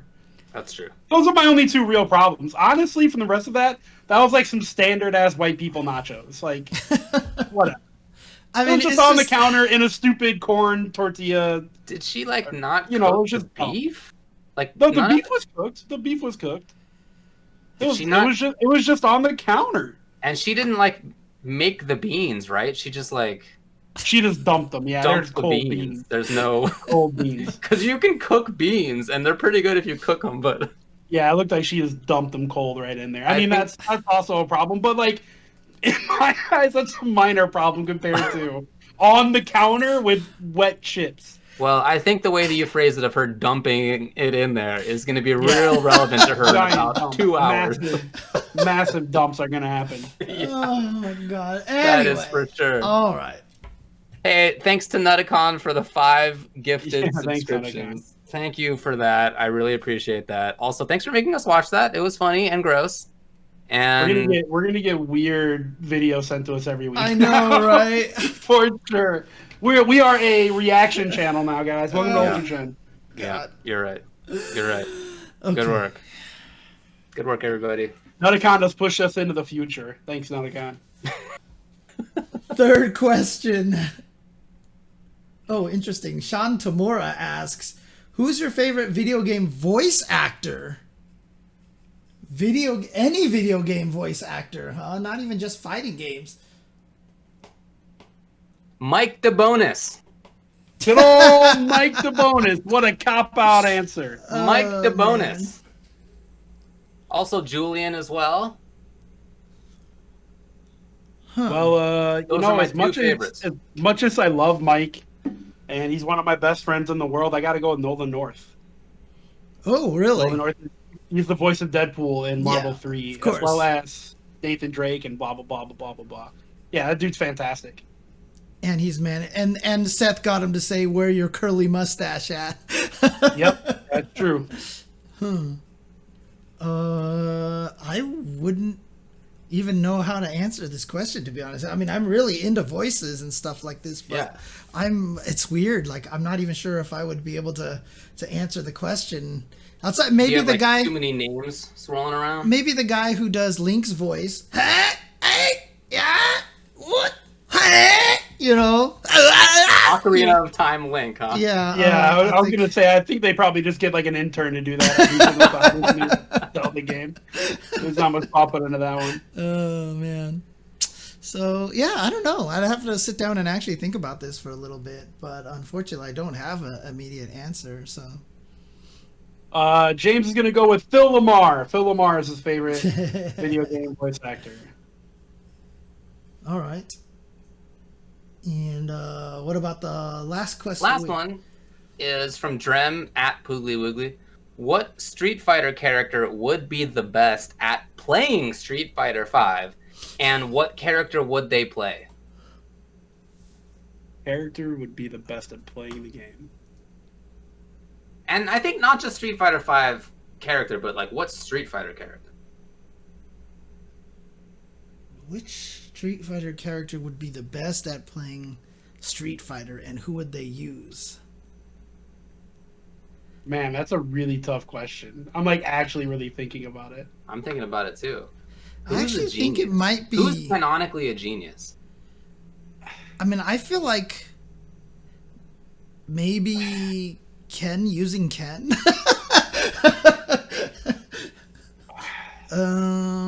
I think Dawson would be sick. I think Dalsum. I was thinking about saying Dalsum as I well. think Dawson would be because he's enlightened, right? Like Yeah. he'll have the patience to down back like no I'm trying other. to think about who's a genius, and I feel like maybe it's Oro. Maybe there's like weird ancient wisdom. No, in he Oro. only uses one hand. There's no way he can play one-handed. Well, I know a guy named One-Handed Terror. So it's Yeah, but true. he uses his other He arm. actually does use both hands. Yeah. Yeah, Oro's sitting there with it behind his back. You know, it's not. Yeah. Or he's holding his Hey, turtle. look, up. a lot of people can play one-handed, okay? Fact, a lot of Chinese people know how to play it because in China, they're smoking cigarettes while they're playing at the same time. I have seen that happen. Yep. It's happened a lot. Also, if all can use one arm to beat all these fantastic fighters, he could definitely just play video games with it. That's he's doing fine in terms of manual dexterity. I would say Sakura's brother. Because he's clearly back there playing fighting games the entire time, right? That kid's been playing fighting games for the last 25 years. He's been sitting in front of his TV for 25 years. He must be He's been mashing on Super Nintendo Alpha 2 for 25 years. So he is the god at Super Nintendo Alpha 2. I love the idea that people are saying that Sakura would use Ryu. Oh, she 100% would use Ryu. Absolutely. Oh, man. She would use bearded Ryu in particular. Oh, she would definitely use bearded Ryu. For sure. Vega would play Vega. Honda would play Honda. Absolutely. I'm trying to think as well, like some of the other franchises out there, right? I mean, like I feel like there's definitely a KOF character who's like probably really tech savvy or loves video games or something like Duck King or something like that, you know? Yeah, I was trying to think of a Street Fighter character that loves video games, but maybe like Yun Yang Sakura, like the only ones like that are at least playable characters that I can think of that might be into that. Maybe Ibuki, maybe, but I doubt it. So a bunch of the Street Fighter characters were canonically born between 1950 and like 1970, so that's true too. They might just not be the right age for playing video games. I mean, Sean I think Dalsum's like 60 something. I think He's pretty old. Sean just sucks at everything, so I don't think he would be one. Sean's out there playing basketball. That guy's not playing video games. Yeah. Well, he had a game in story mode. He was playing with the did he? portable Okay, console on story never mode. Did it. So yeah. Yeah, Remy, I could see being an arcade goer. That makes sense. I mean, Sakura works at an arcade right now, right? Yeah. I mean, so she probably would be one of the... But she is using Ryu, and if it's Street Fighter V, then she wouldn't be doing very well. So. That's what I'm saying. That's the problem. Yeah. That's the problem. She's too committed to Ryu. Yeah. Anyway, I think Honda would mash and beat everybody. That's my choice is that Honda would find himself the strongest, and he would have a hilarious time beating everybody. Dalsum is 79. Wow, it's even older than I thought. Yeah, you can play whoever you want. Anyway, I think that's our answers there. I like the Sakura pick. I think that makes sense. Yeah. I like the Dalsum pick. I think that one makes sense as well. I think those are good ones. I think someone all right. like, okay. Oh, man, Seth actually might be a great pick. Because Seth could actually download... He would know how to use... on their opponent. He would know how to use every character almost instantly. That actually might be the correct answer. Yeah. Actually, Seth. And he's a machine, sort of, right? So, I don't know. Well, I think it's 12. Huh? Clearly, it's 12 is the best then. Well, 12 is not... I mean, Seth... Well, he can just copy whoever's the best and beat them. That's true, and he does do more damage. Yeah. But he takes more damage. But he takes more damage. Well, no, this is Street Fighter V, and doing the damage, that's what matters. That's true. You got to be able to do the damage in this game. Oh, man. Anyway, yeah, I think I like Seth. That makes total sense to me. All right, that's it. All right, bird him. Bird 'em. So we do this each week on the Tuesday. We start at 5:30 p.m. Pacific time typically. Thanks a lot for hanging out for this one with us. Thanks to everybody. Thanks for all the gifted subs and just regular subs tonight. That's super cool. To everybody, thanks for all the follows as well. Much obliged. I hear that we're already birding them. That's our outro music. Thanks to Spirit and B who subscribed as well. Oh no, there's a lot. Thank you very much, everybody. Thank you, everybody. All right, peace out. Happy Chinese New Year, David. Have a good bar mitzvah, James. Thank you.